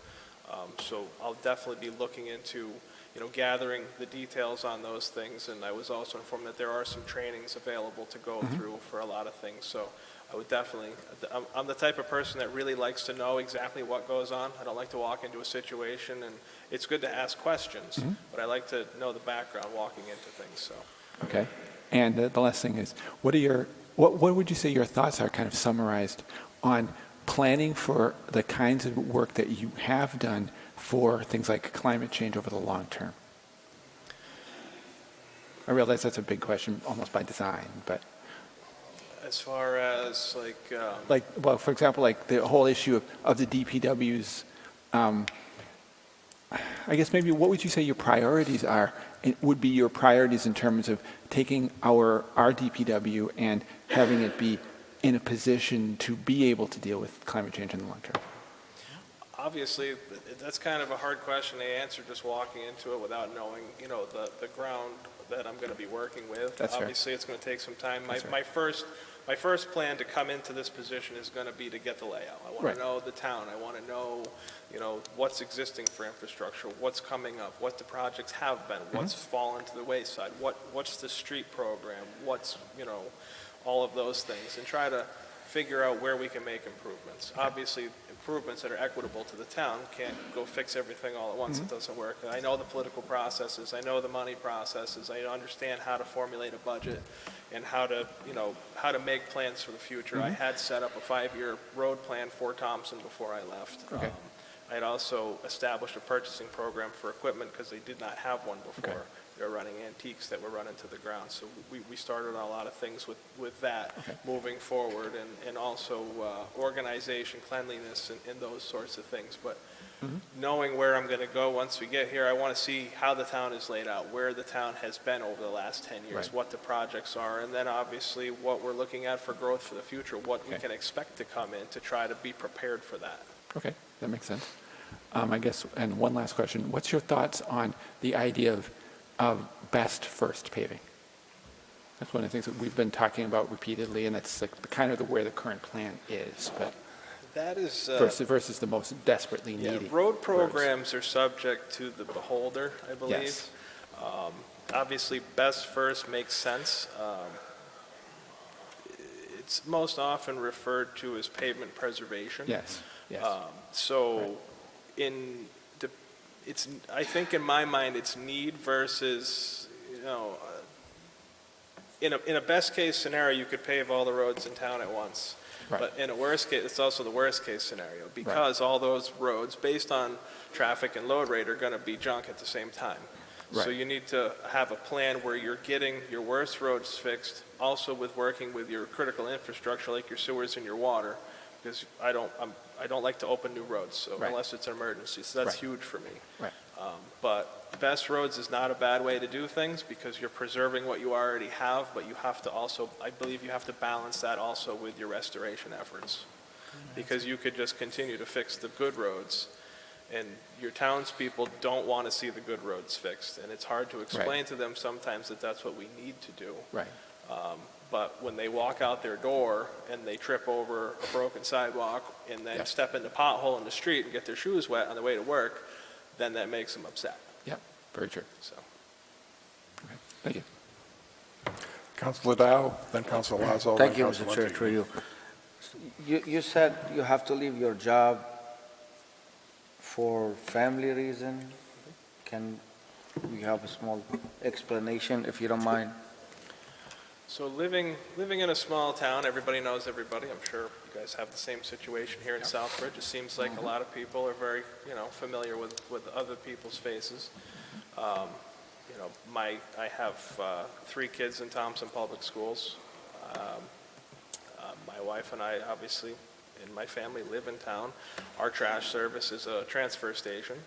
So, much like I was talking to the chief of police earlier about, going to public places and having somebody, hey, can I, bend your ear for 30 seconds? And, you sit down at a table at dinner when you go out to dinner with your family and somebody comes over and taps you on the shoulder and says, hey, I just, I see you and I don't get to see you very often, so I wonder if I can ask you a question.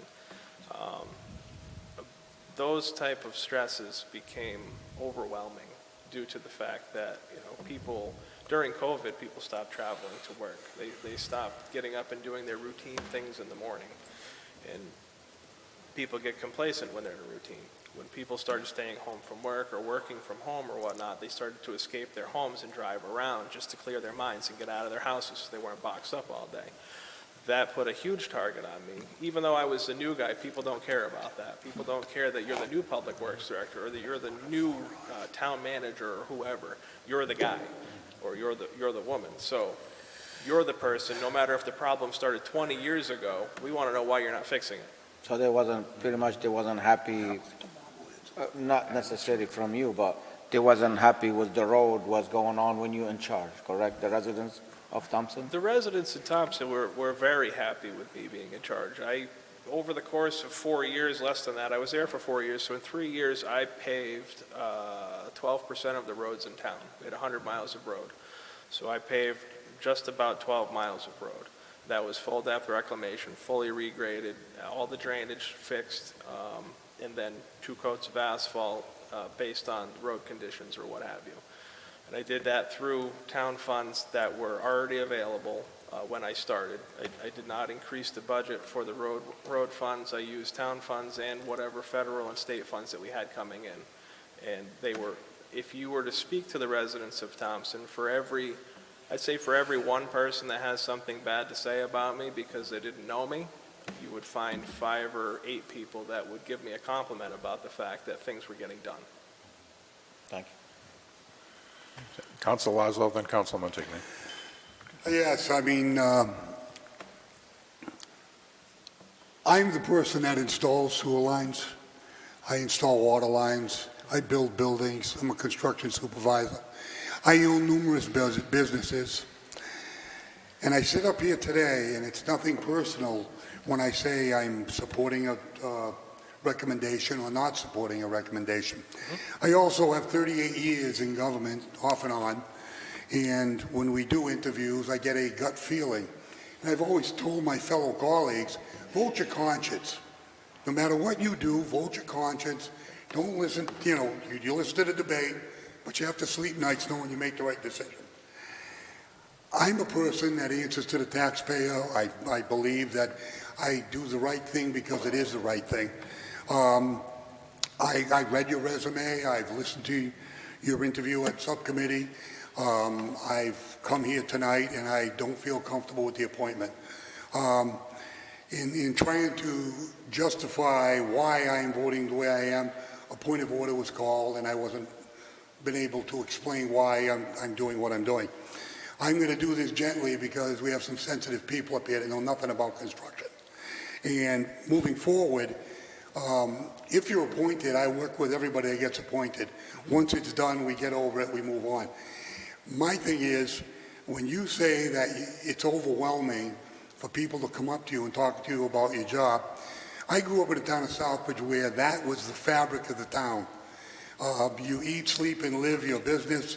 You take a job as a town manager and everything. If you live in the town, fine. If you're just a person that doesn't live in the town and exits, you really don't understand the town that you work in. Even if you do you try your best at what you do. So tonight, I'm not going to be supporting it because of the resume and because of the qualifications that I feel are not there.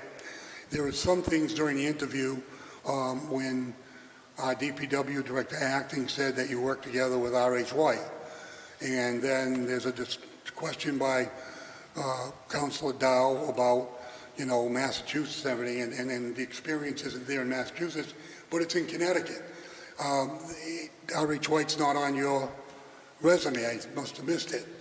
So when you see these red flags pop up, when you're an experienced person like myself, those red flags make me feel very uncomfortable.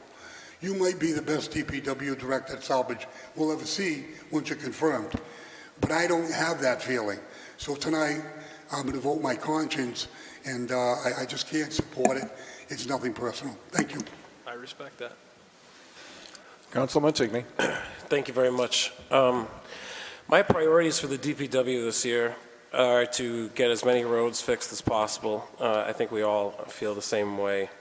I don't want to see DPW's operations and maintenance change very much because I think it's running on full cylinders lately, and that's a tribute to the people who have stepped up. When we talk about voting your conscience, I have stated multiple times and recently in Councilors Forum that I am asking the town manager to bring forward appointments for people that have some sort of stake in the game.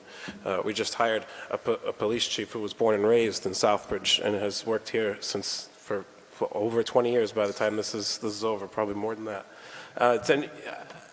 Again, I can work with anybody, and I will work with anybody, but the sheer fact alone, because I don't have the construction experience that some other people do have here, the sheer fact alone that I've requested something and, as a candidate from out of state is why I'll be voting no.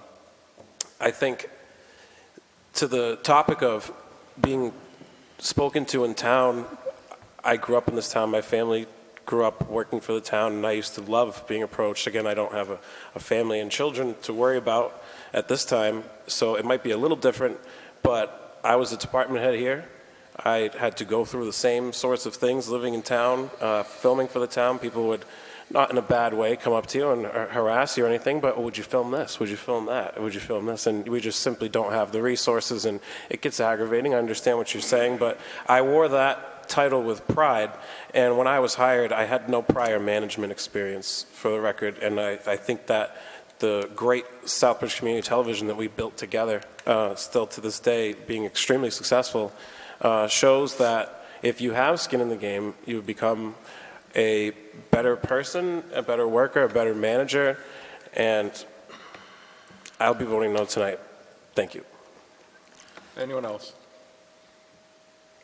Very good. Roll call, please. Counselor Daniel. Yes. Counselor Dow. No. Counselor Lazo. No. Counselor Marquetti. Yes. Counselor Montigny. No. Counselor Rivas. Yes. Counselor Ryan. Yes. And Counselor Steves. Yes. And Counselor Adam. Yes. I have 6 yes and 3 no. Motion passes. Mr. Benoit is appointed. Congratulations.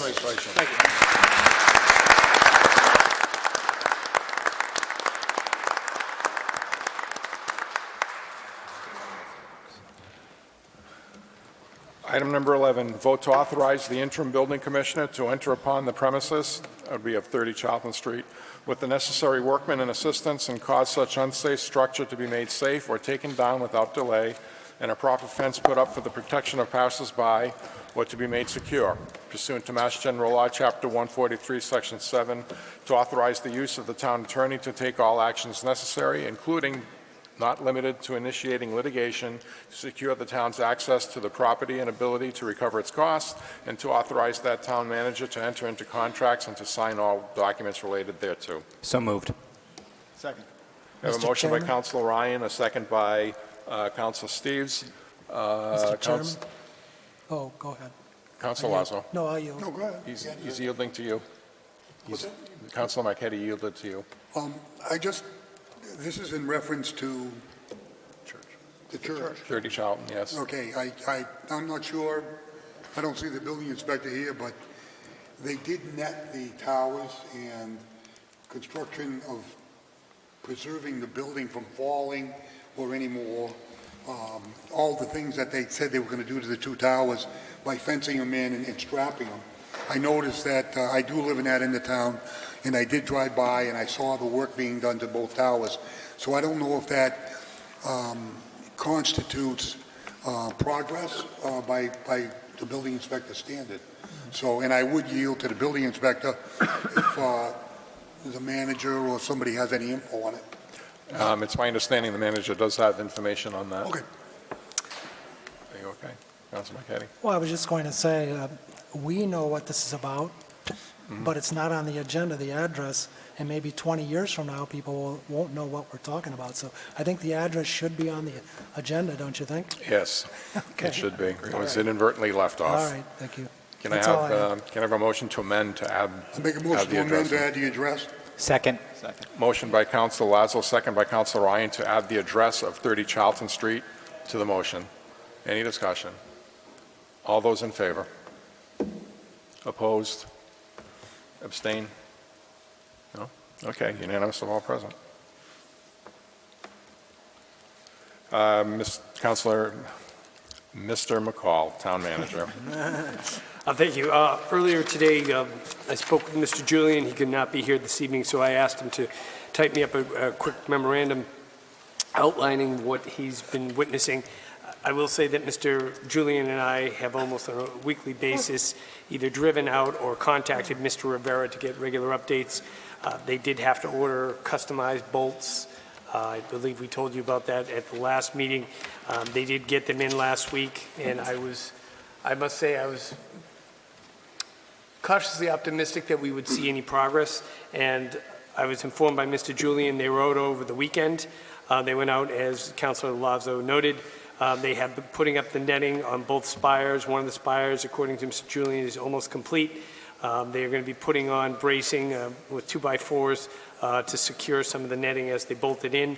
He's waiting on a final inspection, and then he's waiting for an updated engineering report so that he can pass it out to the council. He didn't make a final recommendation this evening as to what we should do, but speaking on his behalf and our ongoing conversations, given that we have seen some progress, I would respectfully request we just continue this for one more meeting to ensure that we get the final inspection from Mr. Julian and that we get the updated engineering report and that this is completed to the satisfaction of the town. But it appears that they are making a good faith effort to move this along now that they got the materials in. And that's all I have. Very good. Discussion. Councilor Lazo, then Councilor Just Marquetti. if I'm off base, please tell me, Mr. Karen earlier mentioned something about there was interest in this church? Or did I misunderstand that? I think he said the property as a whole, not just the church, but the property as a whole. Okay, thank you. You're welcome. Councilor Marquetti. Thank you, Mr. Chairman. Yeah, I drove by there this weekend, and he is working on it. He's got 2 big cranes there. He's putting up all this netting. The issue is that every time we vote on this, then he doesn't do anything. I'm not suggesting that we take him down. I'm just saying he doesn't do anything, and then we put it back on the agenda, and suddenly he's there working again. So I just want to make sure we vote to let this slide tonight. We probably should continue to put it on the agenda, because if he's not going to do anything in between, then to me, he's just playing games, in my opinion. I'm not suggesting we do anything tonight. I'm just saying it's time to, I did make a hold his feet recommendation to the we fire. continue this at least Right, to the you next did. meeting to get the final inspection and the engineering report. And then, in that case, Mr. Julian will be going out on a regular basis, as he has been, to monitor. All right, thank you. Councilor Lazo. One of the things you have to consider is, and I agree to keep it on the agenda, some of the weather that we have to endure during the wintertime is probably, that's why they wrapped the towers for safety purposes and the actual construction. I don't see it on the exterior of that building to happen in the month of February. I'd be surprised. But on the inspection by the building inspector, I would yield to his expertise if he would come forward and tell us further information on the interior of it or what the status is structurally. But I'm not optimistic that those towers are going to be repaired till springtime. Just from the construction field, I don't see them up there. Thank you. Very good. Anyone else? Councilor Adams. Thank you, Mr. Chair, through you. Quick question. I know you guys are talking about this, obviously this agenda item, but could this go right back to the subcommittee and just have an update on a regular basis? And if a terrible report happens to the subcommittee, you bring it right back up to the town council with the same wording. Thank you. I'm the subcommittee at PPP. We do keep it on the subcommittee agenda, and if you'd like to do that, I don't have a problem. At any given time, we can recommend to bring it right up here. I wouldn't have a problem doing something like that. Okay. So you're making a motion to refer? Make a motion to refer back to the subcommittee. Second. We have a motion by Councilor Adams and a second by Councilor Ryan to refer to subcommittee PPP. Any discussion? Councilor Steves. I have no problem with doing it that way, but I think it's also an issue of the fact that there's a lot of people in this community that really care about this building, and I think it makes more sense, and maybe part of the reason why we're actually starting to see some progress on it is because it's up here. Because it's in front of everybody, everybody's now really paying attention to it. And so maybe keeping it up here rather than sending it back down to subcommittee makes sense, and we may actually see more progress this way. Councilor Lazo. Either way, it's fine with me, but Same here. my thing is there's moving parts to this, and I think with the moving parts, should be dealt with probably at subcommittee, because we'll be knocking it in on this project right to springtime. But if the council's feeling is to bring it up here, I mean, if you want to work it on the floor, that's fine too, I guess. But I thought that, going to subcommittee was a good suggestion. Okay, I'm sorry, Councilor Montigny. My fault, thank you. Wasn't this tabled last time and not postponed? Didn't we have to do No, something? that was 2 meetings ago. It was Okay. postponed. Okay, thanks for the clarification. You're welcome. We have a motion on the floor to refer to committee and a second. Any further discussion? All those in favor? Opposed? Anyone abstain? 8-1, Councilor Dow against. The motion is referred to subcommittee, PPP.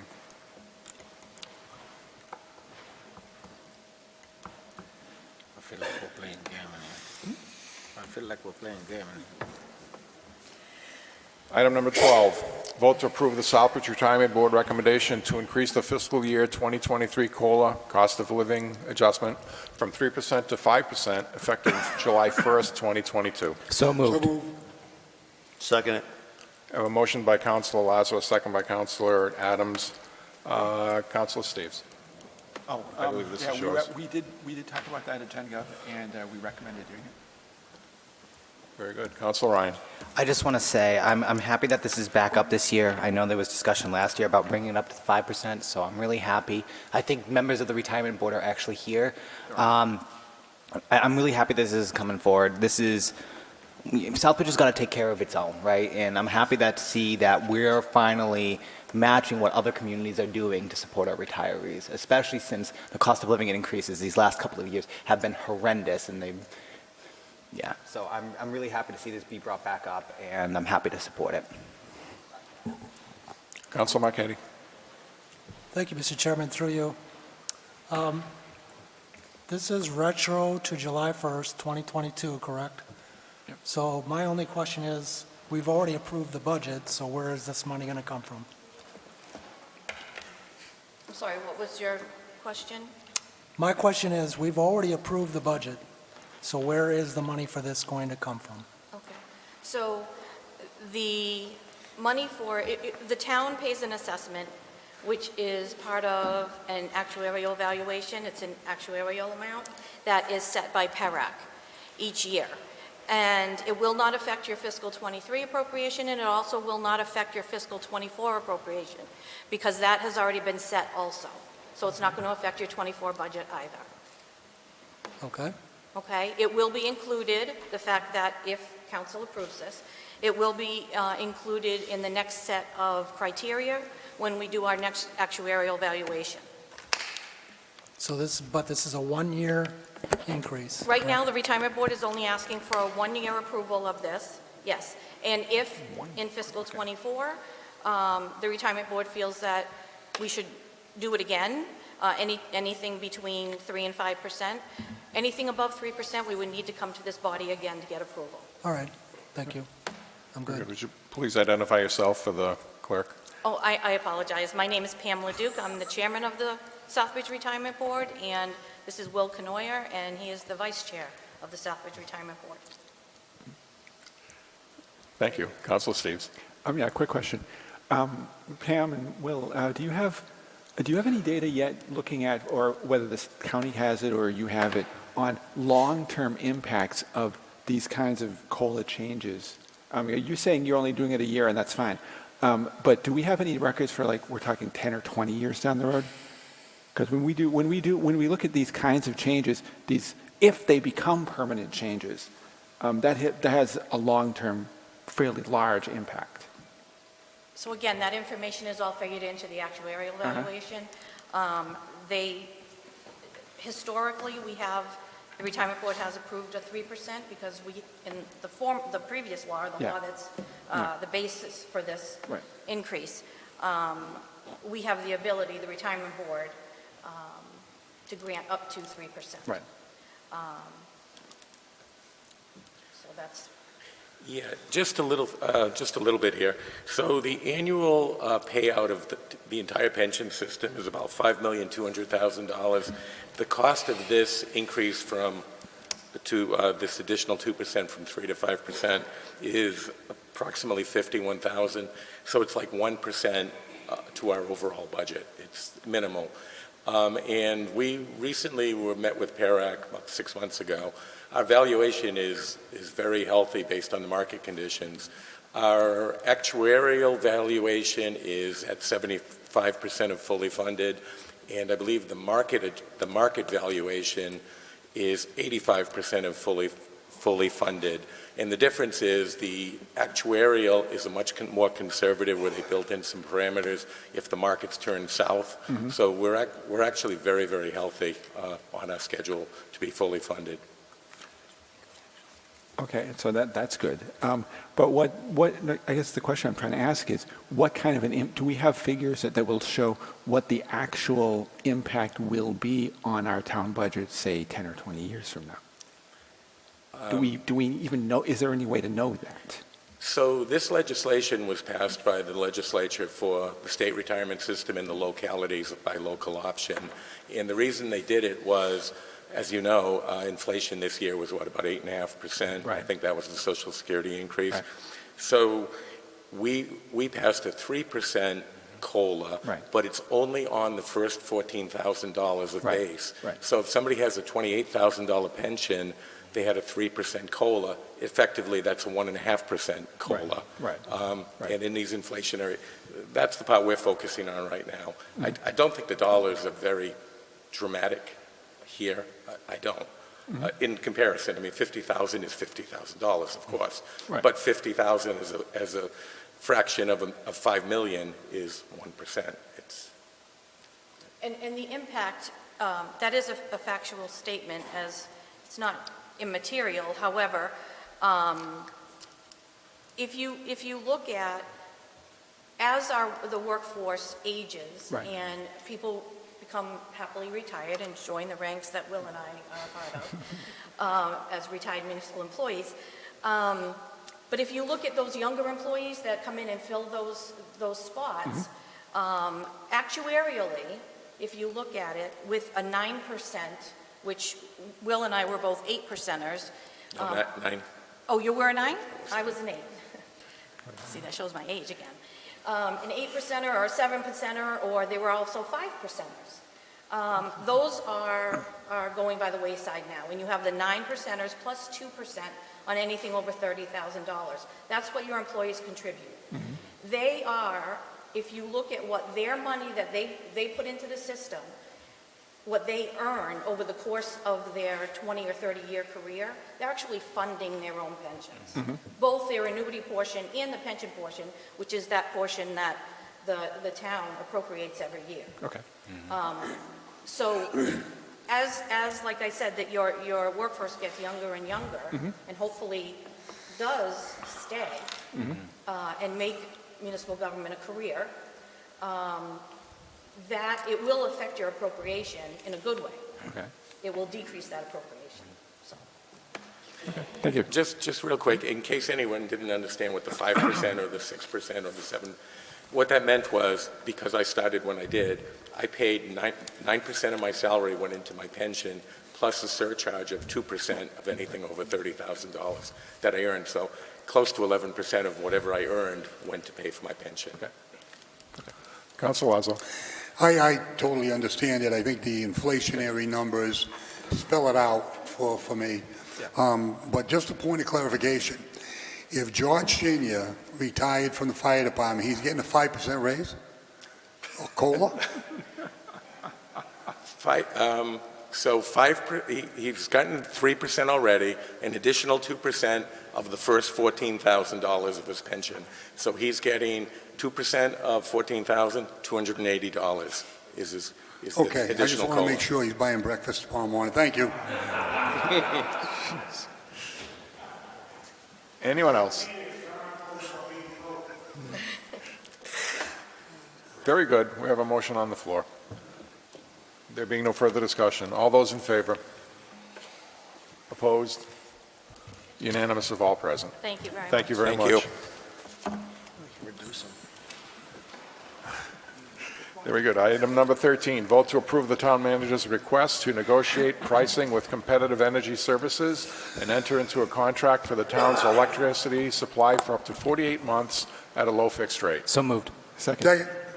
Motion by Councilor Ryan, second by Councilor Steves, I guess, and Councilor Steves. Wherever. Yeah, we also recommended this one unanimously. Any discussion, Mr. Manager?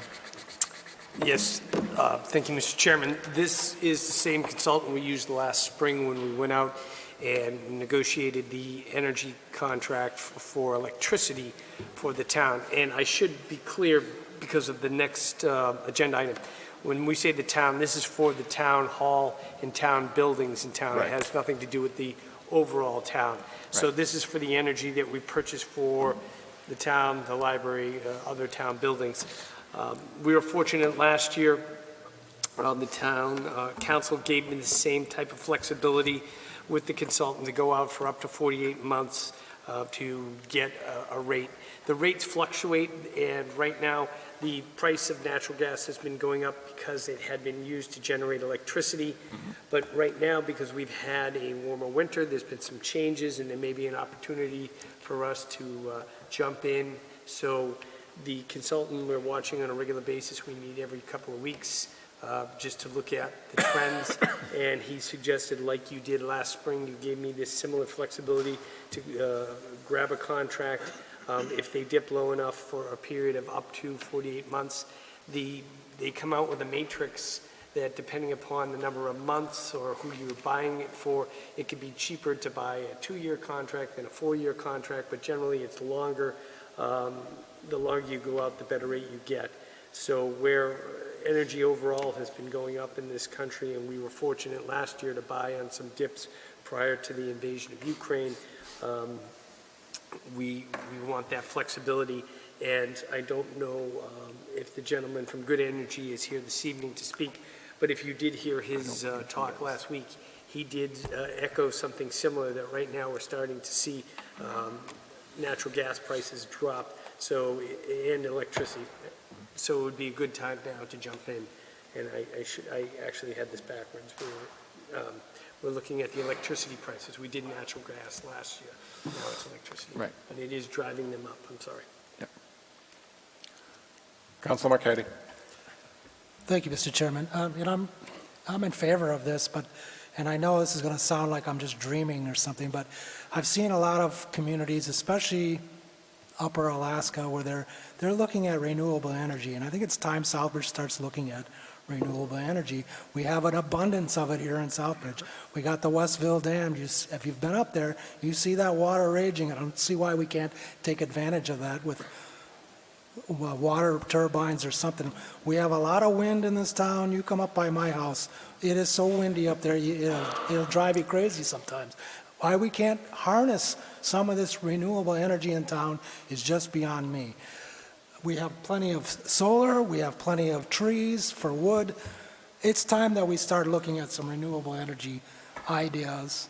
And I know councilors say, oh, that's a good idea, and then nothing ever happens. But Councilor Steves, I think you should at least put this on your agenda and for us to start taking a look at some other way of doing this, because we constantly spend a lot of money on national grid electricity, and we've got an abundance of renewable energy. It's time we look elsewhere.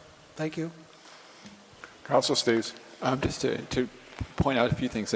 The town has done several solar projects over the years. We own several. We own the land that several of them sit on.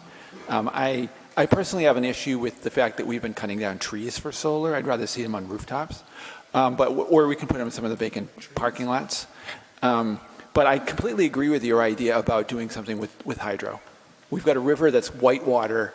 It's attractive to canoers. We can put those small hydro things in the river, and we can probably power the rest of the town with them without having to do any more natural gas. I have no problem with getting rid of national grid if we could. And as far as both this particular item and the next item, I'm in favor of both of them. Partly for that reason, but partly also because of the fact I think that the projects that this is kind of the town's version of aggregating to compensate for the monopoly power that the energy companies have. And the next item is essentially the town as a whole working together to compensate for that same issue in many respects, so.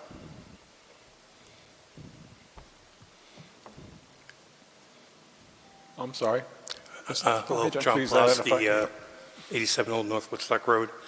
I just wanted to mention, a lot of people, when they hear wood, they think of wood-burning stove, and they work.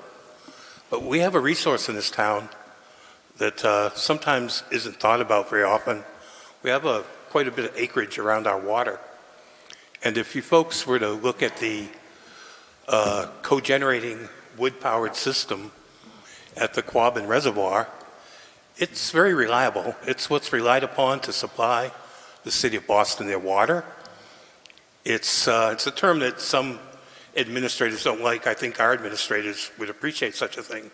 It's kind of labor intensive. It used to be looked down upon by administrators, but that's a nice way of saying it creates a lot of jobs. Now, I'm not saying a lot of jobs, but as many as, let's say they said the landfill would create a lot of jobs, it would create more jobs than that. But it's something to consider. We have a new building, a new municipal building going up, and just please keep that in the back of your mind on your committees. We have the wood, the technology is nearby for people to look at, and it brings attention to the town. It helps us look like an authentically green community, not just someone that's doing the same as everyone else. I've been involved with solar power since the early 80s. Yeah, there's some downsides. The water runoff when nice woodland is cut out. But the people that cut wood for co-generating biomass projects are very careful to be good stewards of the wood they're cutting because they want the wood to continue to be there for generations. So please consider that as you proceed. Thank you. Very good. Councilor Adams. Thank you, Mr. Chair. Though I agree with Councilor Marchetti about a lot of air in this town, I would like to stick to the agenda item. Thank you. Is that a full point of water? Thank you. Any further discussion? Wow. Very good. All those in favor? Opposed? Unanimous of all present. Item number 14, vote to approve the use of Good Energy as electricity aggregation consultant and authorize the town manager to enter a contract to aggregate the electricity load of the residents and businesses in the town of Southbridge. So moved. Second. Motion by Councilor Steves, second by Councilor Lazo. Councilor Steves. Yeah, we recommended this unanimously as well, and I can quickly summarize it. What they're talking about is electricity aggregation.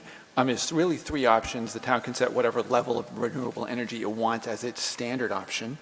It can use the state's defined requirement, which as of 2022 is 51%. Or it can offer 100% renewable, and that's up to the customer's choice. They can choose one of those three options. And it's an opt-in program. It's an opt-out program, except for small business. But for small businesses, it's an opt-in program, if I understood him properly. The individual households and businesses, generally speaking, can opt out of it. We will send out letters if we go through this process. At the moment, what we're just setting up is the option for the town manager to negotiate with Good Energy to come up with the details of this program, and then they contact the residents to point out what the details are. We still vote on the program when we see the details finalized.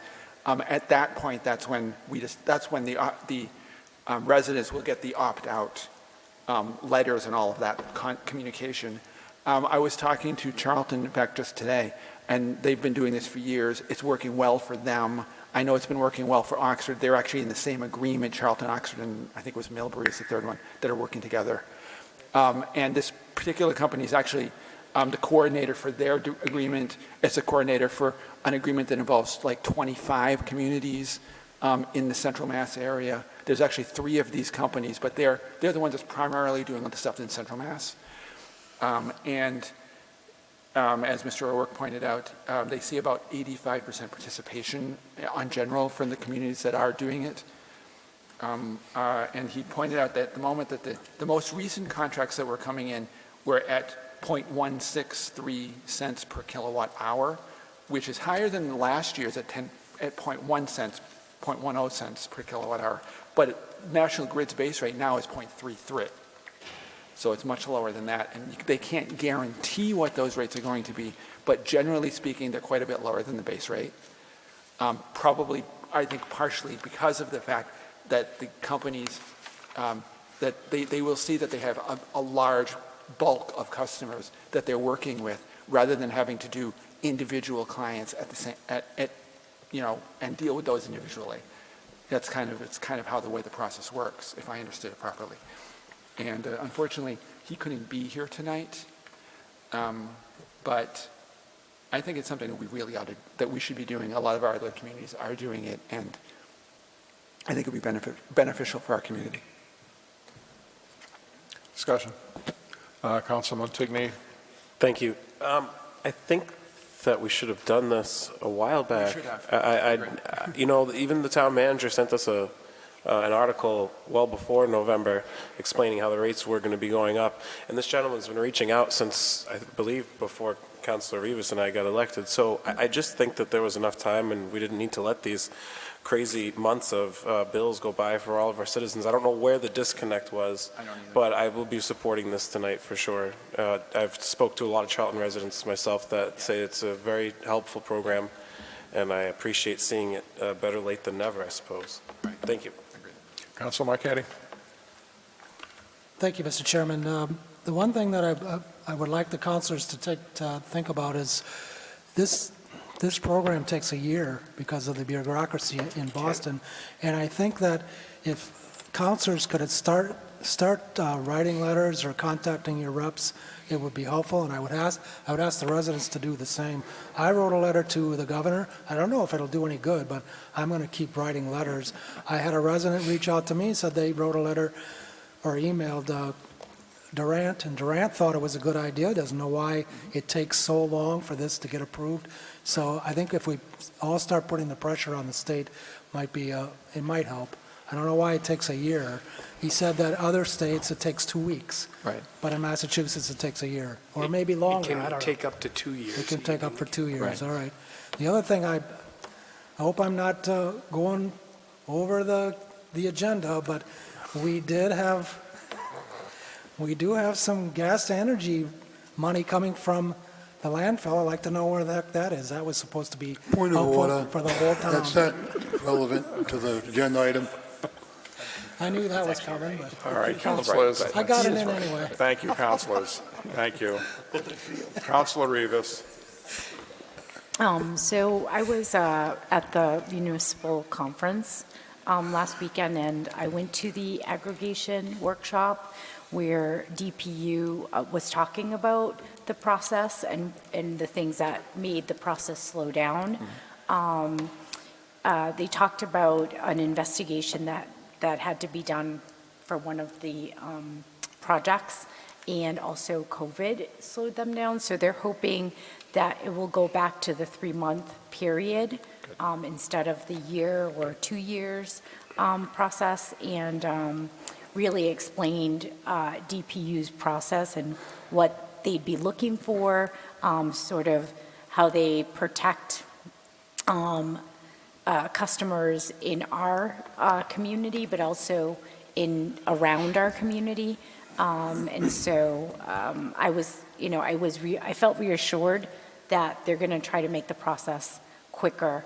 The sooner, the better. But I am in support of this process, and I know we talked about the other companies, but I think that this company in particular, I think has the most experience and is working with the most amount of communities. So I do think we want someone that has that experience in, getting a plan together that is going to be the most beneficial for our town.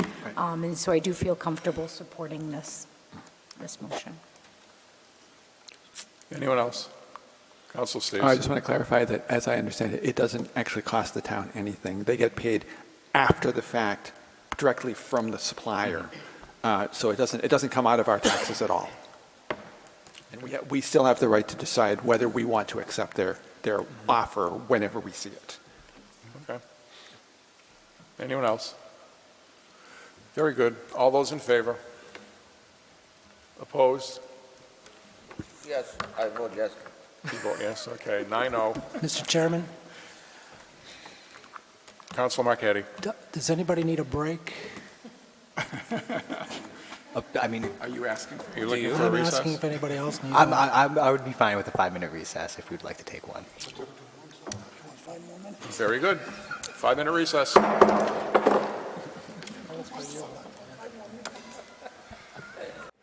Thank you. We're back from recess. Moving on to agenda item number 15. Vote to accept the USDA American Rescue Plan Act Emergency Rural Health Care Grant in the amount of $913,399 and authorize the town manager to sign all related documents. Second. Moved by Councilor Lazo, second by Councilor Ryan. Any discussion? Councilor Marquetti. So, thank you, Mr. Chairman. Now, I've always been in favor of applying for these grants because I thought, well, it'll help bring down the cost of the fire station project. Then I read in the Soutbridge News last week that the cost of the new fire station has increased to $26.6 million. We voted $25.7 million. Now, according to the chairman of the fire department subcommittee, the increase is in spite of this grant. So I guess that means that with this grant, the project is actually $1.8 million over budget. So now it's $27.5 million for the project. Now, I know some of the councilors say this grant is free money, but I don't see how it's free money. If it's not bringing down the cost of this project, then it's not free. For the taxpayers, it's costing us more. Some people say the construction costs will help us bring down save money on the project. If they do come down because of construction costs, one thing, I never count my chickens before they hatch. We don't know if the construction costs are going to come down, and I don't even know if you'll pass those savings on. I don't know. So, when the voters approved this project, by 27 votes, I might add, I didn't like it, but I accepted it. Fair is fair. The council approved $25.7 million and no more. Cost definite were the words that were used. Mr. Chairman, point of order. How is this relevant? This is going way off the topic of whether we're accepting this grant or not. I agree. The grant is on the fire station, that's why it's relevant. If But it it's- wasn't on the fire whether we're station, voting then on I this- would agree with you. Whether we're accepting But it's the grant or about not is the not fire relevant. station. This discussion has taken place in the past. I agree. And it's bringing it back up again. We're continuing the same discussion. At this point, we're voting strictly on the motion, which is to accept the grant for $913,399, and that's what I'm going to hold to. Let's And move I'm on, appealing please. the decision from the chair. There's a motion on the floor to appeal the decision of the chair. The I motion- second it. Very good. There's a motion and a second to appeal the decision of the chair. All those in favor of the chair's decision, raise your hand. 1, 2, 3, 4, 6. Those against the decision of the chair, raise your hand. 3. Motion of the chair stands by a 6-3 vote. All right, and I'll just finish up.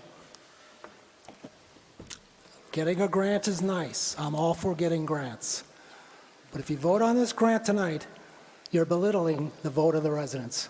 They voted $25.7 million and no more. Thank you. Councilor Lazo. Mr. Chairman, the reason why I voted to challenge the chair was because I think it's relevant to constantly discuss the budgetary items of the grant and the station. It's going to be an ongoing discussion, just like it's an ongoing project. I sat on the largest infrastructure project in middle high school. We set a budget number when we started, and when you work the procedures of construction and all the things that you have to go through, I've used the word knocking the tin because what happens is we built it in a great position financially when we built the middle high school.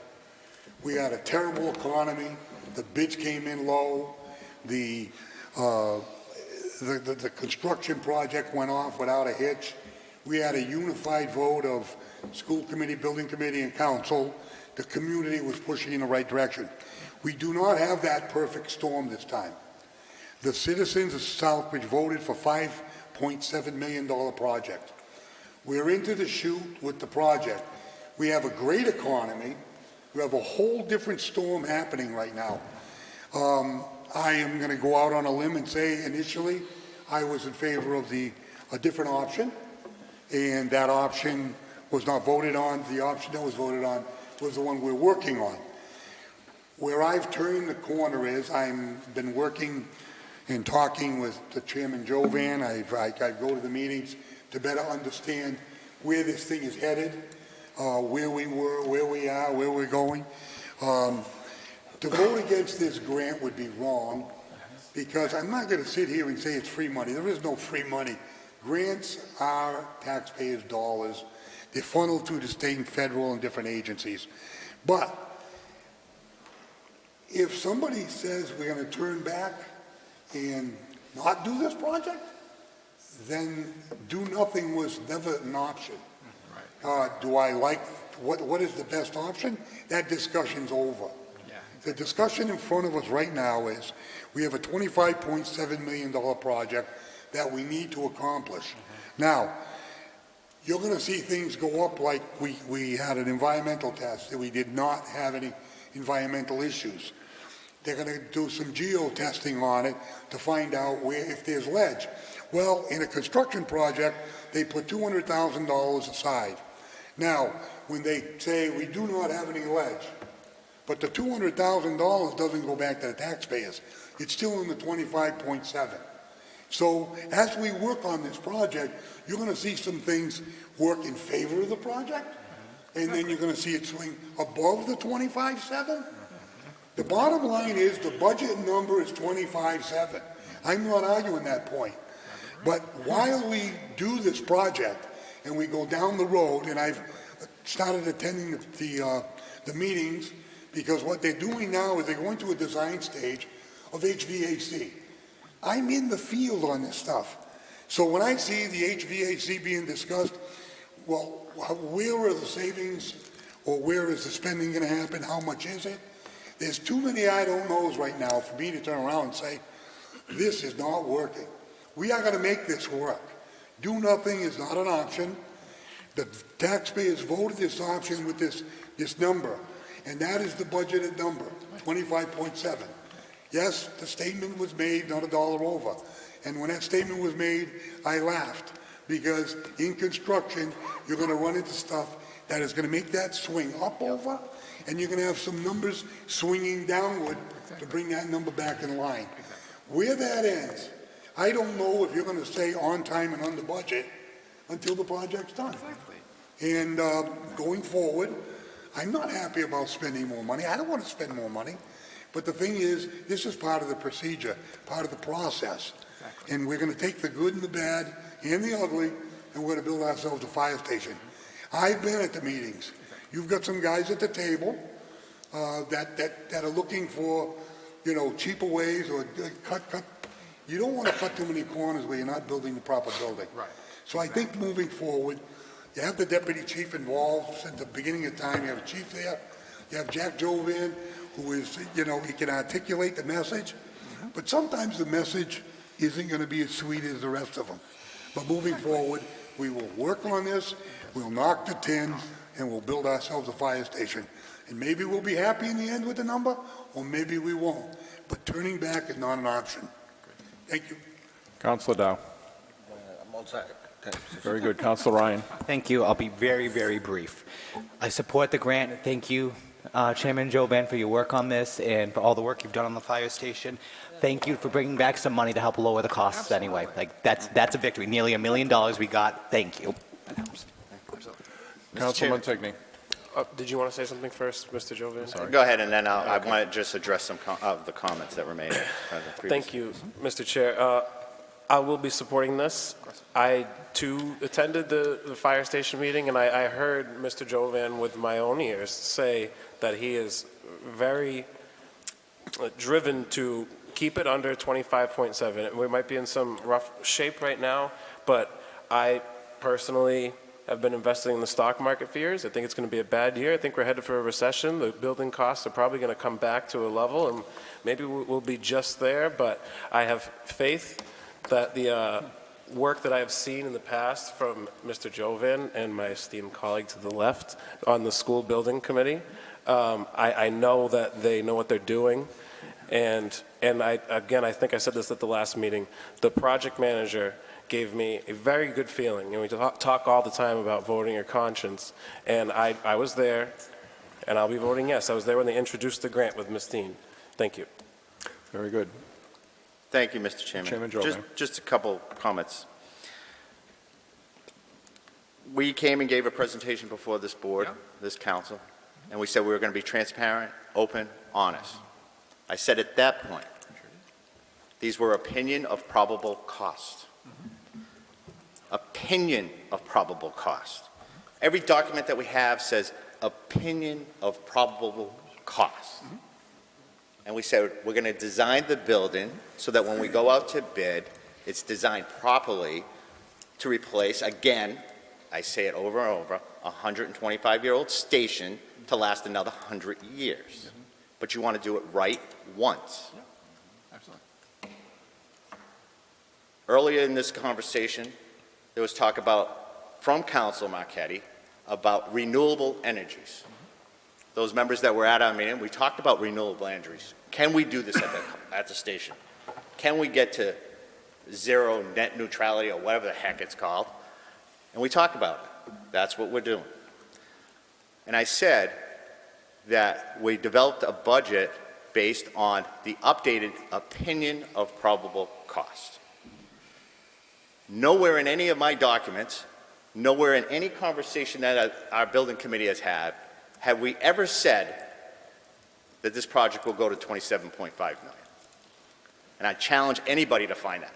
I can't comment on what the Soutbridge News wrote, and no disparagement to my friend, Councilor Steves. No reporter has contacted the chairman of the Fire Station Building Committee or the deputy chief to say, hey, can we have a conversation and talk about your project and what the cost is going to be. Peg Dean and the town manager said, we can find this grant money, get it in very quickly, and we could possibly recoup close to $1 million to the town of Soutbridge. Deputy Chief Hewlett and Peg Dean worked very hard to get that grant in. We're here today because there's strict timelines to get that in for us to bring back $1 million to the town of Soutbridge. And that's what we're doing. And that will cover some of the cost of the building. And I said, the previous meeting, we could, as a building committee, leave this budget sheet and say our original cost to construction was $19 million. Right. And we could leave it there, and we could say, we're going to take off this money, and then at the end of the day, when we go out to bid, everybody's going to say, oh my God, I can't believe you didn't think about it. You should have known. What are you doing? We are presenting this budget and this grant to hopefully keep this within our 25.7. We didn't come to the town and say, hey, we need $3 million so we can get $9 million back and add $3 million to the budget so we can get $900,000 back. We took it within, we're able to articulate within the 25.7 how we could get $900,000 back to the town. And I'll continue to do that. We have our website out. We're pushing documents to that website. We'll put our budgets up there. We add our minutes to that meeting. Come to our meetings. I'm glad that residents have come. But those people that do come to the meeting, make sure you go out and give accurate information out to the public. Don't come into my meeting and hear half the story and walk out and say, oh my God, we didn't do hazmat. It's going to cost another $1 million. No, we weren't talking about hazmat testing. We were talking about geotech testing. Councilor Lazo said at that meeting, and he's right. Our architect said we carried a $250,000 contingency for possible ledge. contingency for possibilities. That's good fiscal management. That's good pre-planning so that this town doesn't end up with a bill like it did with the DPW. Okay? So that's what we're doing. We're being transparent. So to the taxpayer, straight to your face, nobody has ever said 27.5 million. And to some of those people out there, we've already voted on it. We're moving forward. So talk about in Facebook land that let's bring this back to the voters. It's past that. It's time to get the thing built. I thank you all for your support for 900,000 plus brought back to the town, and hopefully we can keep that within that. And I said that before. We're not building a Taj Mahal. You gentlemen were at that meeting. There's no bells and whistles that shouldn't be in that building. And we talk constantly about possibly moving some other stuff, and it's going to be a great project for the town of Soutbridge, something that we can be proud of. Thank you. Councilor Adams.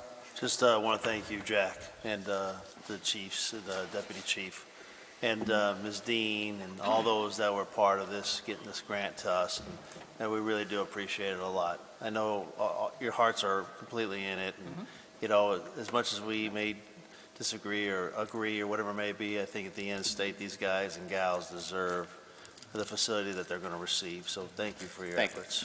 And Mr. Chairman, I do get a little passionate about this because I've served on town boards and town government for over 30 years. And the one thing I've always tried to be is fair and honest and make sure the facts. And my true belief is, don't tell me what the problem is. We can fix the problem as long as we're honest about it. And that's what we have to do as a community. Be honest about the things that are shortcomings and come up with solutions to fix it and move on. And that's how we succeed. That's how we make this a better community. Agreed. Councilor Lazo. My fellow colleague, and I shared many years with him in various capacities. Just to clear the air, and this is the reason why I kind of challenged the chair on the ruling, because there's a theory in the town, and, you know, like you brought up one instant that they thought, you know, they were drilling for the 21E this week, and it was actually a geotech. So, and I do go to the meetings if I can make them, so I can get the right answer, so when the people come up to me on the street, I can do this. My question is, where did the 25.7 come from? Can you explain to the public, how did the 25.7 come about? Absolutely. So when we were going through the process of what we were going to do for the feasibility study, we went out and said, here's 7 options that we can do. We did look at the existing fire station, remodel, add on, and our architectural firm, Castle Bowes, who we've used to build the police station that has stood the test of time for 30 years or so, came out and said, okay, based on market conditions at that time, square footage, what they were seeing at the time, here's our opinion of what this may cost the town of Southbridge, based on all that square footage, codes, and everything. And if you remember back when we were going to the town council and we said, hey, we want to it's time for us to put this on the ballot. Here's the option. The town council voted the option and agreed that Worcester Street would be the location. And then we had conversation about how is this going to go on the ballot? And remember, I think we had a lot of debate. How is this going to go on the ballot? Is it just going to be a question about how much dollars it is? Well, we found out through state guidelines, you can't put a dollar amount for a debt exclusion. You can't put that dollar amount on for the debt exclusion. It's only, do you agree to put a debt exclusion? So the council as a board, we had many conversations about how much money are we going to ask for? And some councilors said, well, hey, if you can get it on the ballot, and if the town tells you, go ahead and we'll give you a debt exclusion, we'll figure out how much we're going to spend after. And my point was, no, we should have a best estimate about how much this is going to cost, and the council appropriate that amount of money contingent on the debt exclusion. So our architect said based on, and they had been refining, I think we have 4 opinion of probable costs on the Worcester Street location, and we asked them right before the ballot question went out for the debt exclusion, before the council voted the 25.7, At that time, with market conditions the way they were, what would this building cost? And that's when we got to 25.7. That's what the council appropriated at the town, continued on a debt exclusion. And we're going to the architect, you're going to design this building, it's got to be within the 20, the best as you can get to 25.7. Thank you, Mr. Jovan. Thank you. Because the discussion across the town of Soutbridge is the number 25.7 was plugged in as the budget number early on. And again, I want to reiterate, as we walk down the path of this adventure with building a fire station, there are going to be bumps in the road. There are going to be some costs that are going to be under costs. And I know I've mentioned to you, I hope you don't go out to bid for another 9 months, because the way the economy is now, it's already getting soft. I'm in the building business, you feel it. Hopefully that the bid process will produce the right prices to make us come close to that 25.7. And I have some faith that the economy is going to turn the other way, but it all depends on the timing of when it happens. And the uncomfortable part is you can't wait to build the building. We need to move on it. They want their new fire station. Try and keep the controls on the finance. We get it. We've been about that for 30 years with budgets through school and town side. So moving forward, I will be at your meetings. I want the right information. I don't want the wrong information on the street as I heard. So we'll be working together on it. Thank you very much. Mr. Chairman, just one final point. The $916,000 that we received tonight is not the end of our quest to seek additional monies. Right. We've had Senator Warren's office come to us. Unfortunately, that legislative aid is leaving to go to work for Governor Haley's office. But they've given us another one. The town manager has spoken to Senator Markey's office. We've had conversations with State Senator Fatman. And I think State Senator Fatman said at one point there is some dialogue and movement to having some kind of program that would be similar to the school building assistance, where that towns, and he has asked that any legislation going forward possibly have a retro that projects that are within the chute would be able to recoup some of the money back. So we're actively working on this, and those monies, any dollar that we can bring back to the community, we're going to try to bring back. Mr. Chairman, in closing, I'd just like to say I was thoroughly upset at our congressman who sits on the Ways and Means Committee that could not deliver a dollar to this fire station when the town has $25.7 million, what we call skin in the game. But one bright spot that I want to comment on is I'd like to thank Peg Dean. She's delivered more than our senator, our congressman, you name it. Right now, Peg Dean, I shout out to you and your job that you do. It doesn't matter if it's the fire, police, whatever. You're still working for the town of Soutbridge in a big way. She's done the first step of what our elected officials should be doing in Boston and in Washington. Thank you. Very good. Councilor Marchetti. Thank you, Mr. Chairman. I just want to comment to former Councilor Jovan. You were quoted in a newspaper that the cost of the fire station is $26.6 million, $26.3 million, something like that. Are you telling me that that was incorrect? Councilor Marchetti, I think I've said it like 6 times in this forum that as of right now, our budget is showing $26 million based on the opinion of probable cost. Again, it's a budget, not the final dollar amount. We are carrying that as the budget. So then I said, according to your quote in the paper, that this is in spite of this grant. So if we did not get this grant, would that mean that we are even higher in the cost? No. 26 million is the cost. Now this grant is going to, this was us taking all our contingency money, applying it to the cost that we had to do for the acquisition of the properties and the opinion of probable cost. Okay? And it came up to, if we were to plug in our budget data sheet, okay, we could have left the opinion of probable cost at 25.7 zeroed out all our contingencies, and just balanced this out at 25.7. And said, you know what, we're not going to worry about, again, checking about what it possibly could cost. Screw it, Southbridge, we'll just go on a wing and a prayer and not do it right. But no, we said opinion of probable cost, so we plugged opinion of probable cost. So originally, it was, the opinion of probable cost was $19,195,000 for construction. Construction alone. When we talk opinion of probable cost, the construction value. That's them at that time saying, if we go to bid at this date, this is what we think it will be. When we finally said we acquired the properties, we have that budget number, we know we can positively go forward now because we have the properties. Our architects then said, okay, what is the opinion of this construction cost based on bid prices that were coming in? Now you're talking 6 months ago now, when we finally figured out the properties.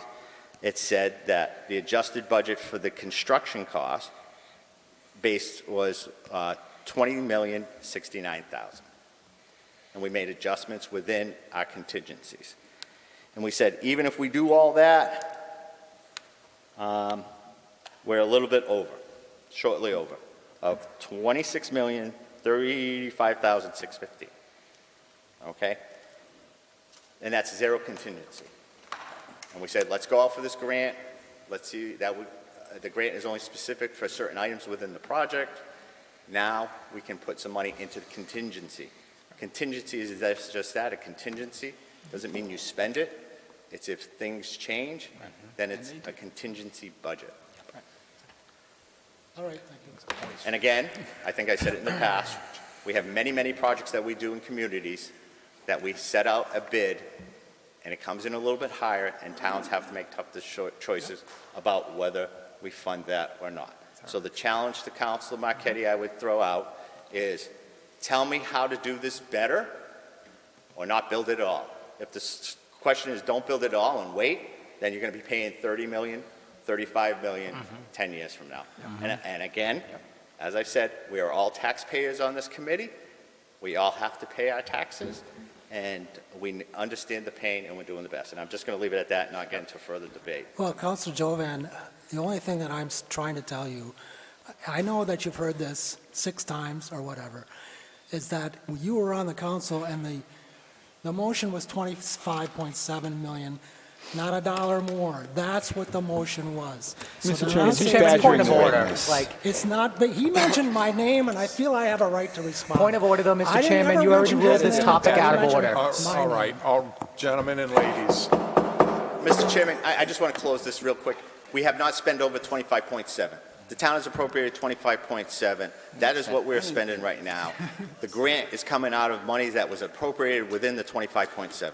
So as of this date and time, even with this grant, we are not spending over 25.7 right now. If we have to come before this council at a later date to ask for more money, we will have to do that, and the council will have to make a decision of what we do. But as of right now, the town appropriated 25.7. We put into a grant for matching funds up to 35%, which was $900,000. That $900,000 is coming back to the town. This town has not spent $1 over the 25.7, which is appropriated. That is what I said. That is all we are spending right now. Well, So we that's can not what you put said into in a the budget whatever number we're going to put into it, but right now, 25.7 is all that we spent. We have not asked or taken a dollar more than 25.7. Councilor Dow. Thank you, thank you, Chair, through you. We promised the residents 25.7. We didn't promise them we're going to give them credit if we got a free money or from grant from the government. So every time he's going to come up here, explain something, we're going to come back on the same thing. Please, Councilor Marchetti, I think people understand what you try to put your point. We all understand, but the grant is not included the 25.7. The grant is extra. He's not putting it in his pocket. He's not taking it home. He's improving better fire station for the residents of Soutbridge, for the town of Soutbridge. Thank you. Councilor Steves. I was just going to ask Jack, how much have we actually spent on this project to date? Anything? Yeah, we've spent money. I know I've given Councilor Marchetti a copy of that. I do have it. You have to bear with me a minute here. I think it was slightly, I'm sure it's not a whole lot compared to the 25%. less than 250,000, I would think, Okay. right now. And that's mostly for project, property purchases, right? Project management. Okay. Our bills so far have been project management, Okay. architect, Yep. design. Don't quote me on the number. I can get Okay, it for that's you. fine, that's We have a meeting coming up Right. Wednesday, so we can get it. But it's been project management. Mhm. We have a fantastic project manager. Architectural services, environmental study, Right. phase 1 and phase Right. 2, and maybe 1 or 2 other things. Okay. So, yeah, so, Okay. I mean, we haven't, I know that, I do believe Karen has borrowed a certain amount of money Mhm. so far to get us to a certain percentage for the architect and all that. But at this point, nothing's actually gone out in bond and all that stuff, right? Well, she may have borrowed small like $3 short-term million, stuff or I something? think, right Okay. now, within Okay. the debt capacity, but it's within the debt capacity right now, I think. Okay. I'll entertain Council Lazo, and then we're going to move along. Just a quick question, Mr. Jovan. Have we researched any urban renewal money for the demo of this property? I know the demo of the property is going to be an expense. Is there any grant money or anything like that that could offset? I don't know what the committee has done, or Peggy or anybody else, but I thought if there was any urban renewal monies. I do know that we had conversations with Senator Fatman about possibility of getting some small dollar amounts through ARPA for demo, possibly site construction, maybe some water sewer lines down there through the state ARPA, not the local ARPA, but the state ARPA. But I'll let you know. I'll find out. Thank you. whether that's- Thank you. We have a motion on the floor and a second. All those in favor? Opposed? 8-1. Councilor Marquetti against. Motion Thank you. passes. To the people at home, I recognize that this is a very hot-button topic. I recognize that this is justifiably a large topic of conversation, and it creates heated discussion up here because it is such a hot-button topic, and we all have our concerns about the best interest for the town of Southbridge. And I just want you to know that the council as a whole does recognize that, and we will continue to have good discussion about this topic for the foreseeable future. I encourage all of you that have questions to look at the YouTube listings of the Fire Station Building Committee and to educate yourselves appropriately so as to have your best knowledge available. Thank you. Item number 16, vote to accept the award of $4,381 for fiscal year 23 Student Awareness of Fire Education, SAFE, and $2,277 for Senior SAFE grants, and to authorize the town manager to sign all related documents. So moved. Second. We have a motion by Councilor Lazo, a second by Councilor Steves. Councilor Lazo. The recommendation of subcommittee was favorable and approved. Any discussion? All those in favor? Opposed? Unanimous of all present. Item number 17, vote to accept the Green Communities Competitive Grant Award in the amount of $130,217 from Department of Energy Resources, and to authorize the town manager to sign related documents. So moved. Second. Motion by Councilor Ryan, second by Councilor Steves. Councilor Montigny. Thank you. This item was not recommended by a vote of 2-2. The discussion took place. There were some typos, and everybody seemed to feel as if the typos got corrected, everything would be fine here at council. But now, this morning, there was an email, and I'm sure you're going to elaborate. One of the projects is, something's up with it, if you don't mind, Mr. Chair. No problem. Sure. Mr. Rumsey. Thank you. We've had some miscommunication between our energy expediter and the school's facility department. I believe it was essentially information that was relayed was not received appropriately, and then there was some back and forth regarding energy audits, or weatherization audits rather, not energy audits. And the school, as I've been made aware, has done their own energy study for all their buildings, and has a long list of items that need to be repaired: windows, doors, seals, roofs, all of those kind of things. And we were under the impression that they were going to go out for grants to do some of these projects, maybe fix windows, replace windows, fixing leaks, those kind of things. And I think that's where our disconnect was, is that, yes, I think they will eventually go out for those grants, it's just not at this time. So we did not include weatherization as an item in the grant application. And so the state came down and said to us, if you're not doing any weatherization, we cannot authorize the funds for the heat pump at West Street School. We can still do the lighting project, but we cannot, they will not fund the heat pump at this time. They did encourage us to get this lighting project approved, get the construction on that started as soon as possible, so that in the springtime we can apply for weatherization and the heat pump project at the same time. So that's really is what we're here for today. I did send a new proposed motion. If you subtract the $46,868, which was the award amount for the heat pump, you would have $83,349, which includes the lighting project at, it's in here someplace, sorry, 70,000 and change, and $5,000 for admin costs. Now, this also, as I sent in a memo to you previously, does not include incentives from utilities, which we would continue to receive.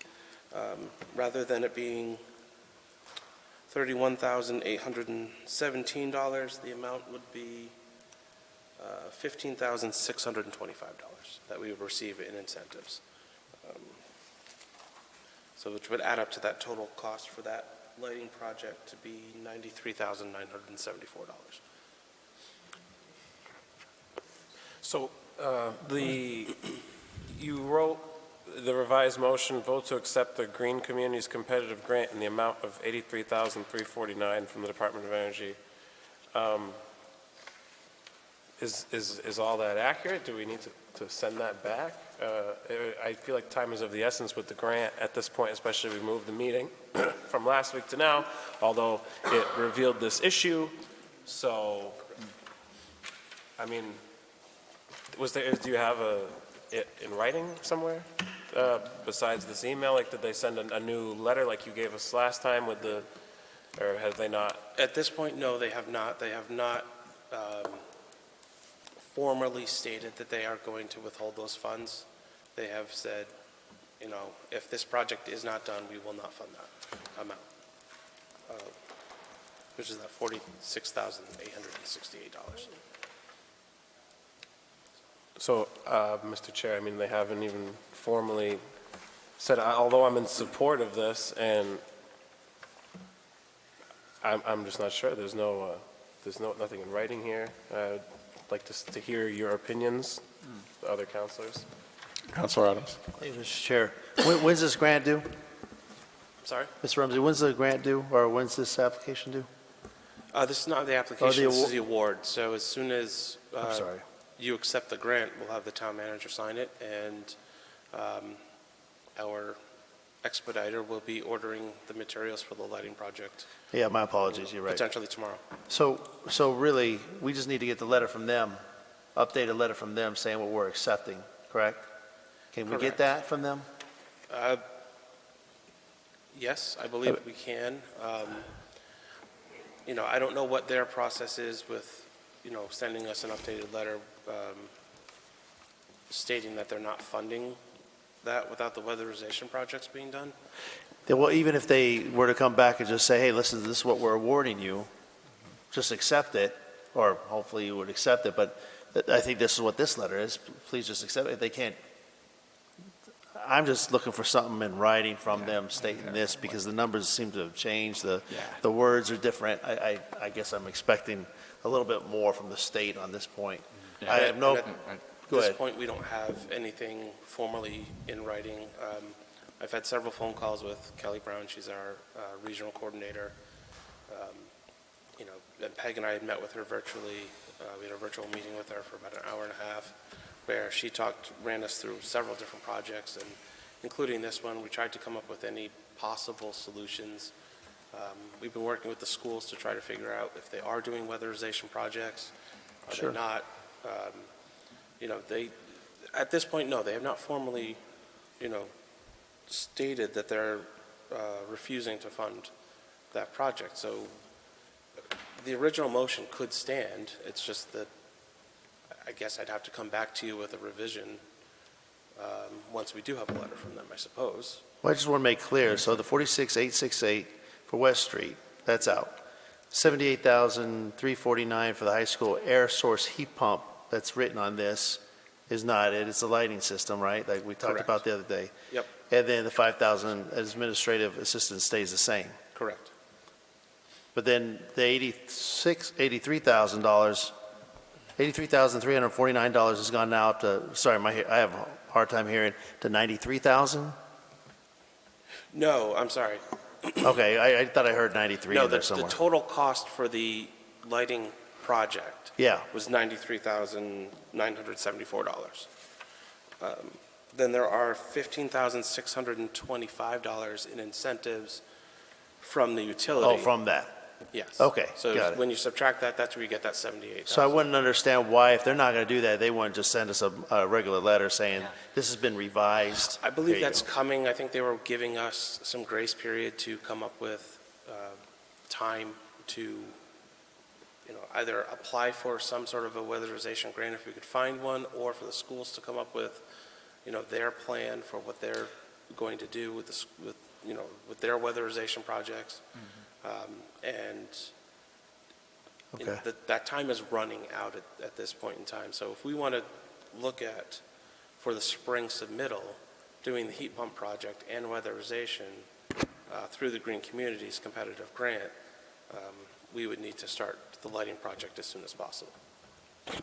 I don't know, I think the numbers are all messed up in here, and I'm just looking at it, that I would recommend that going back to the state saying, give us a letter of what you're going to cover us for, and send it right back up through AHS. I'd propose to send it back to the subcommittee for further review I second at this it. point.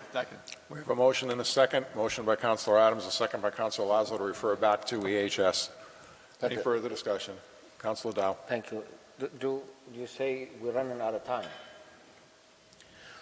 If we want to apply for the spring, yes, the sooner we get this approved to do the lighting project, the sooner we can move forward with applying for the heat pump and weatherization, and probably some other projects in the spring.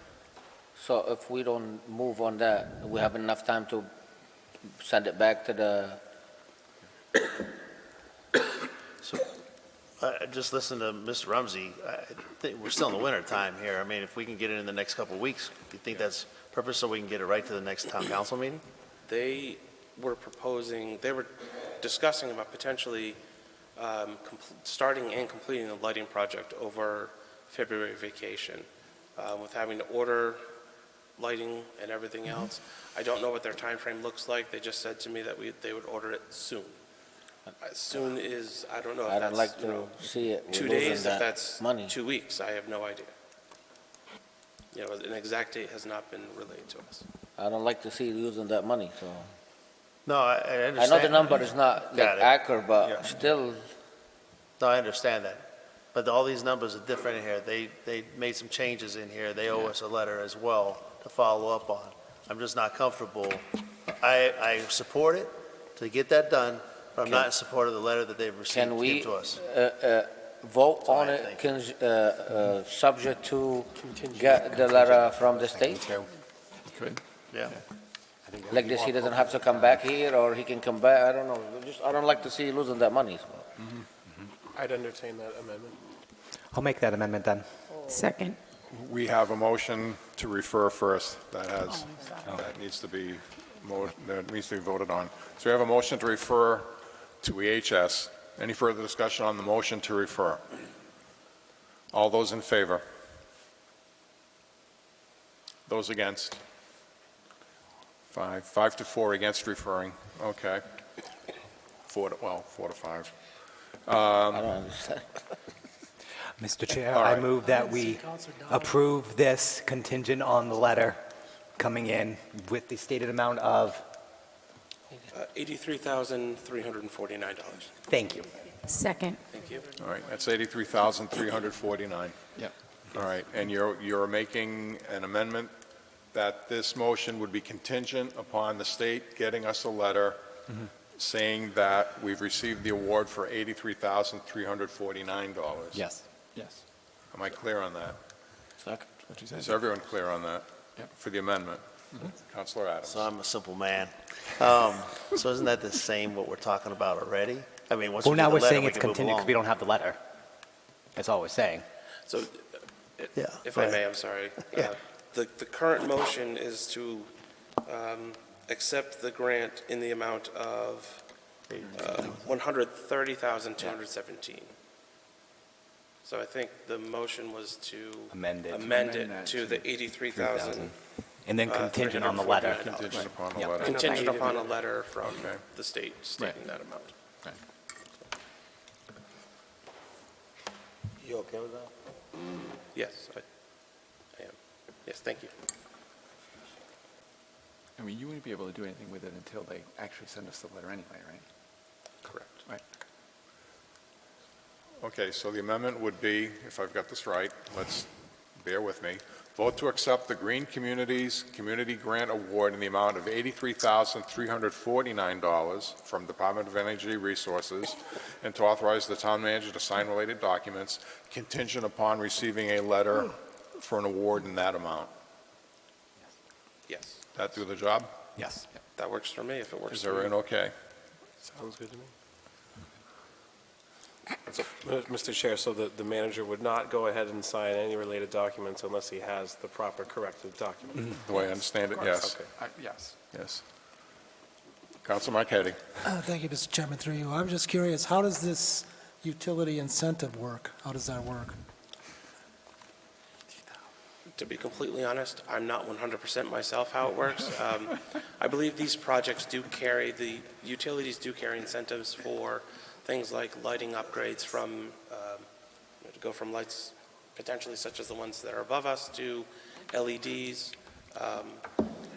So they're giving you a discount off the cost? They're Correct. writing Yeah, you a I mean, check? it'd be like if you switched your house from oil to a heat pump, there's incentives for you to switch your house from oil to, to the heat No, pump. but it's wondering what the incentive is. Is it a check?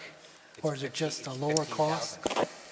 Yes, it's $15,625. They're going to write you a check for $15,000. Not me, but it's essentially all the money goes to our energy expediter, who is going to be conducting the project for us. All right, thank you. I'm all set. All set? Great. All right, we have an amendment. We need to vote on the amendment, and then we'll vote on the motion as amended if the amendment is passed. Everyone clear? Yeah. Very good. All those in favor of the amendment, raise your hand. Opposed? The amendment passes 9-0. Very good. We now have the motion as amended on the floor. Any further discussion? All those in favor? Opposed? The motion as amended is passed to 9-0.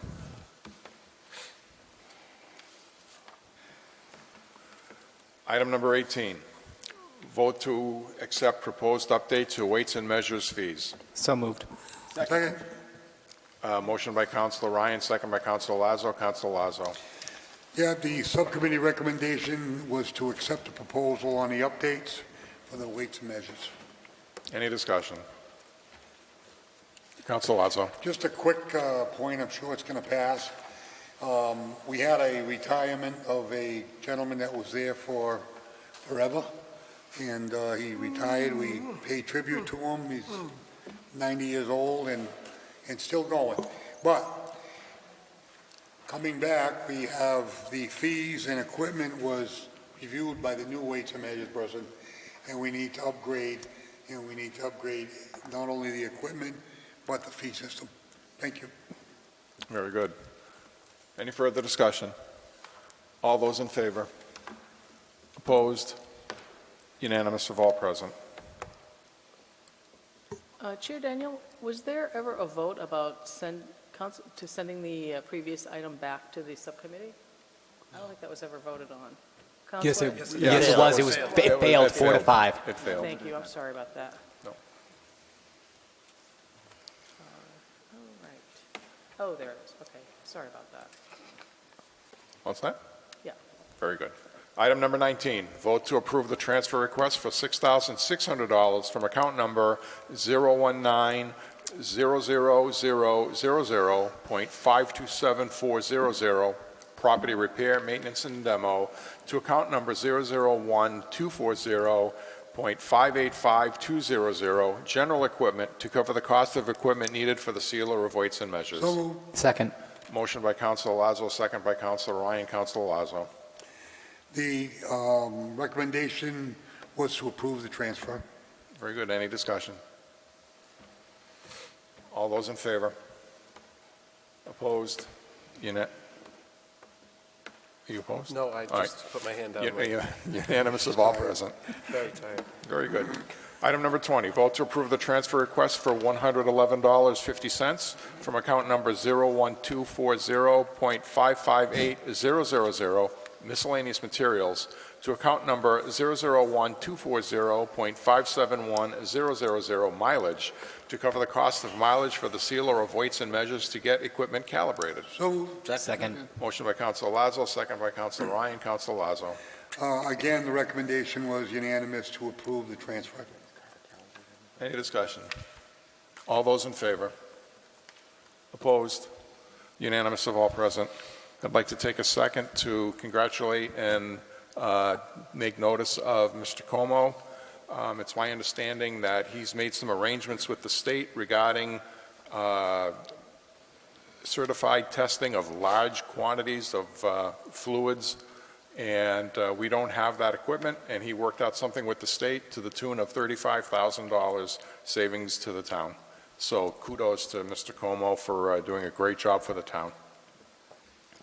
Item number 21, vote to approve the Health Department transfer request for $1,000 from account number 001-512-534100, advertising and promotion, and for $1,385 from account number 001-512-571001, conference and meetings, totaling $2,385 to be transferred into account number 001-512-542000, data processing and supplies, to cover the cost for 3 laptops for department staff. So moved. Second. Motion by Councilor Steves, second by Councilor Ryan. Councilor Montigny.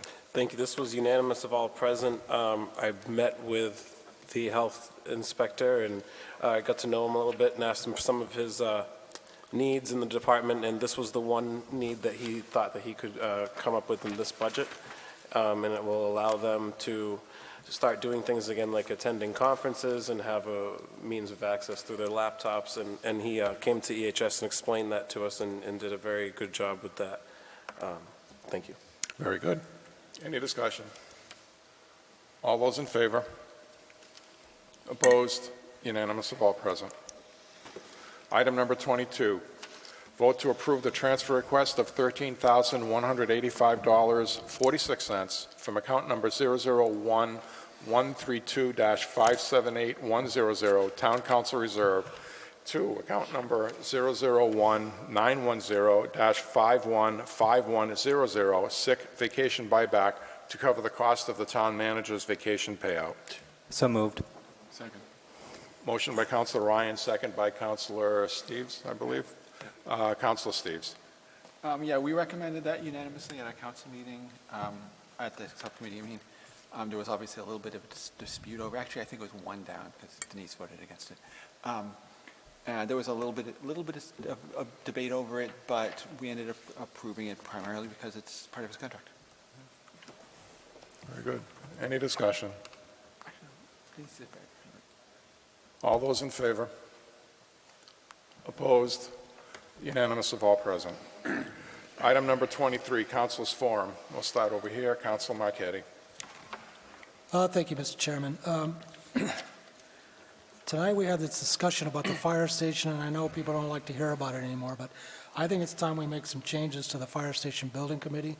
I'd like to make some proposal at some point that Councilor Lazo join that committee. I know that the committee should have somebody from the construction trade on it, so I would like to see more of those folks serving on the committee. I look at the committee right now, and I feel it's in violation of our own bylaws. First of all, you can only have 7 members on a committee. They have 8.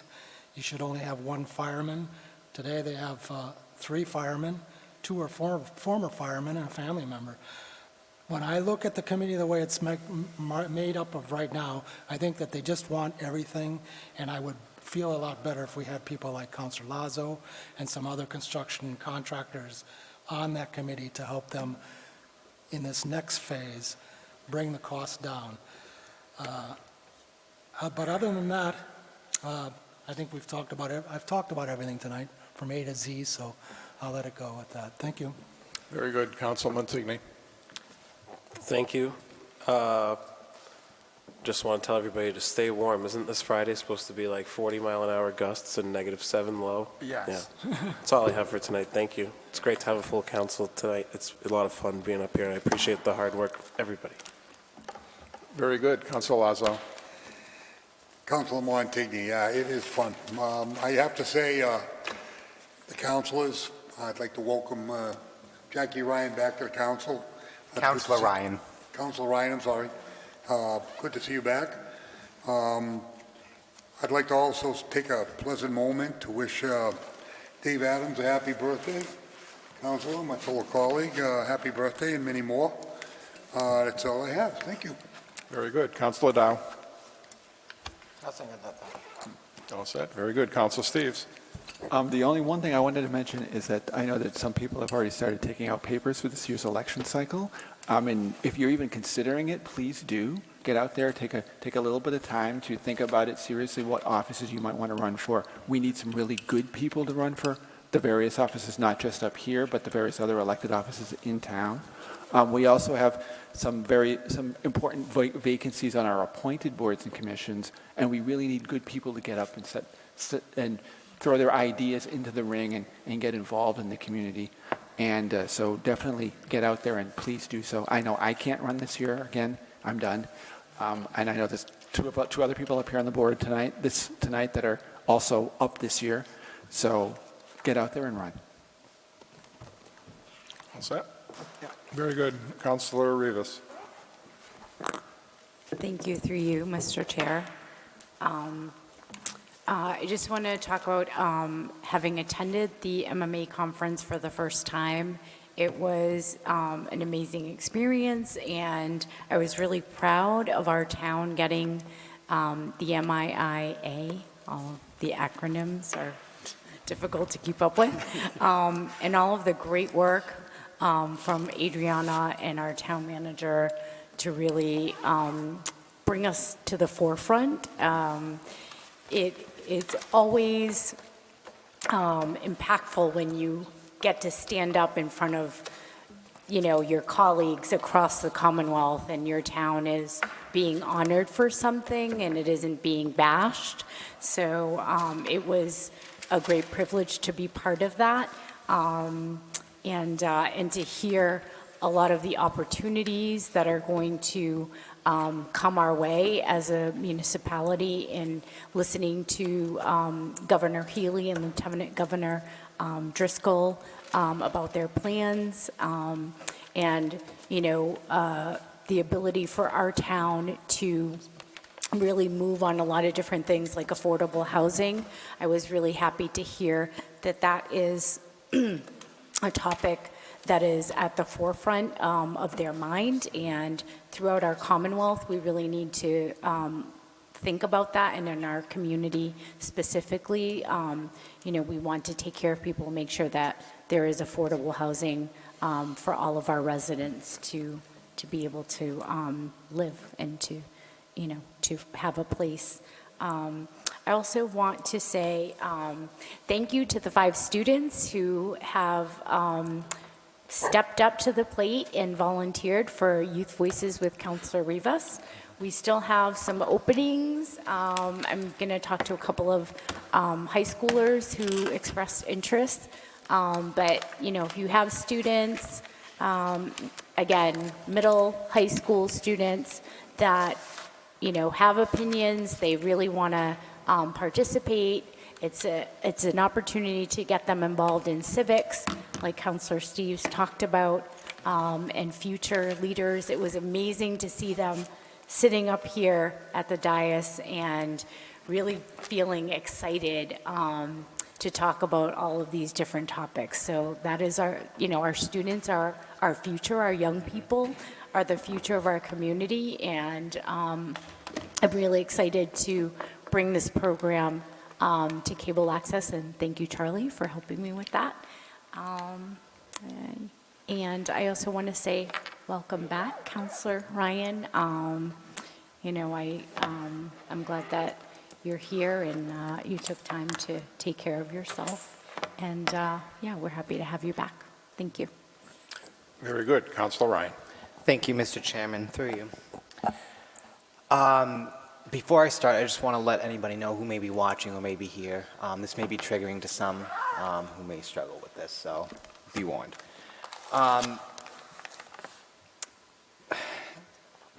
I just wanted to take some time to explain to the people of this community where I have been these last couple months, because I take my role in public service very seriously. In late September, my depression, which I've been open about having since I was 13 years old, got to the point where it was unmanageable, and it was a risk to my life. So I had to make a hard decision to take a medical leave of absence to go take care of myself. I couldn't very well sit up here and pontificate about how much I believe that we need to be doing more in mental health and then also not take care of myself. I just want to thank, first of all, Chairman Daniel and Vice Chairman Adams for their love, light, and support through this whole process. They have been great. They have been really supportive. They've checked in, and I appreciate them so much. And I also want to thank personally, friend to friend, Councilor Rivas, who has been one of the most important people in my life during this really hard time. So thank you for checking in on me. And I also just want to take a moment to address the LGBT folks in our community. I know right now it's really hard. We're getting kicked in the media. We're being blamed as the problem for everything. And I know it's really hard, particularly for LGBT kids, to watch that and feel like I don't have a voice, I don't matter, my life doesn't matter. Please know that your life, love, and laughter all matter. And that if you feel that you have no one in your corner, I will be in your corner every single day. Because it's you kids that get me going every single day to be up here and fight. So that way, they don't have to go through what I went through, and that so many others in this country are going through right now. So thank you, Mr. Chairman. I'm happy to be back. I'm happy to serve among all of you and continue the good work that this council has been doing. So with that, Mr. Chairman, I yield back. Thank you very much. Welcome back. Vice Chair Adams. Thank you, Mr. Chair. First, Councilor Ryan, thank you for being so out there with it. So it's pretty tough to actually even do that out here, especially at a dais. So thank you, and here's the years of happiness, health. All right. I do want to mention. I know Councilor Marchetti brought something up real quick, and I just kind of looked at the bylaws real fast about the building committee. I will state in there it says shall appoint. It talks about that, but it shall seek. So it doesn't mean that they have to be on there, but shall seek members of professional engineer and architect, attorney, and all these other people. So I don't know what they did 20 years ago when they came up with this committee. Also, I'm glad to see that we have a DPW director. I'm glad to see that move forward. I do want to thank the town manager for pushing that out. I thank Adriana for all the hard work she did to get that done, and to Mr. Harding as well to support the decision. And we're looking forward to the new deputy We're looking for a new facilities maintenance person, the construction inspector as well, so we can move DPW in the right direction and get some of the work that is sorely needed in this town done. And I do want to say, ARPA, we have a meeting on February 9th. Welcome, Councilor Marquetti, although he has been at every meeting there anyway, so I do appreciate it. He's like an old hat. We have a chair for it to be propped up in, and he is there, but I appreciate you volunteering for it. Thank you. And Councilor Steves had brought up about pulling the papers for those individuals that are looking at running here and there. I would recommend to those that are looking at running or are running at this point to get with the town manager and the department heads and have a conversation with them. I highly recommend that before the election day. That way you have an idea, if you are elected, you can hit the ground running instead of doing it afterwards. So there is a lot going on in this town, and just besides us getting up here, raising our hands to vote yay or nay on certain things. So educate yourself, please. That's all I've got. 24, discussion on next meeting date is February 13, 2023, 7 p.m. Oh, before I forget, we have a town manager. We had our first town manager meeting, search committee meeting just the other day. So it's probably on, I believe it's on YouTube already. Thank you. Very good. I'll take a motion to adjourn. So moved. Second. Motion by Councilor Ryan, second by Councilor Steves. All those in favor? Opposed? Unanimous of all present. We are adjourned. From what? So shall.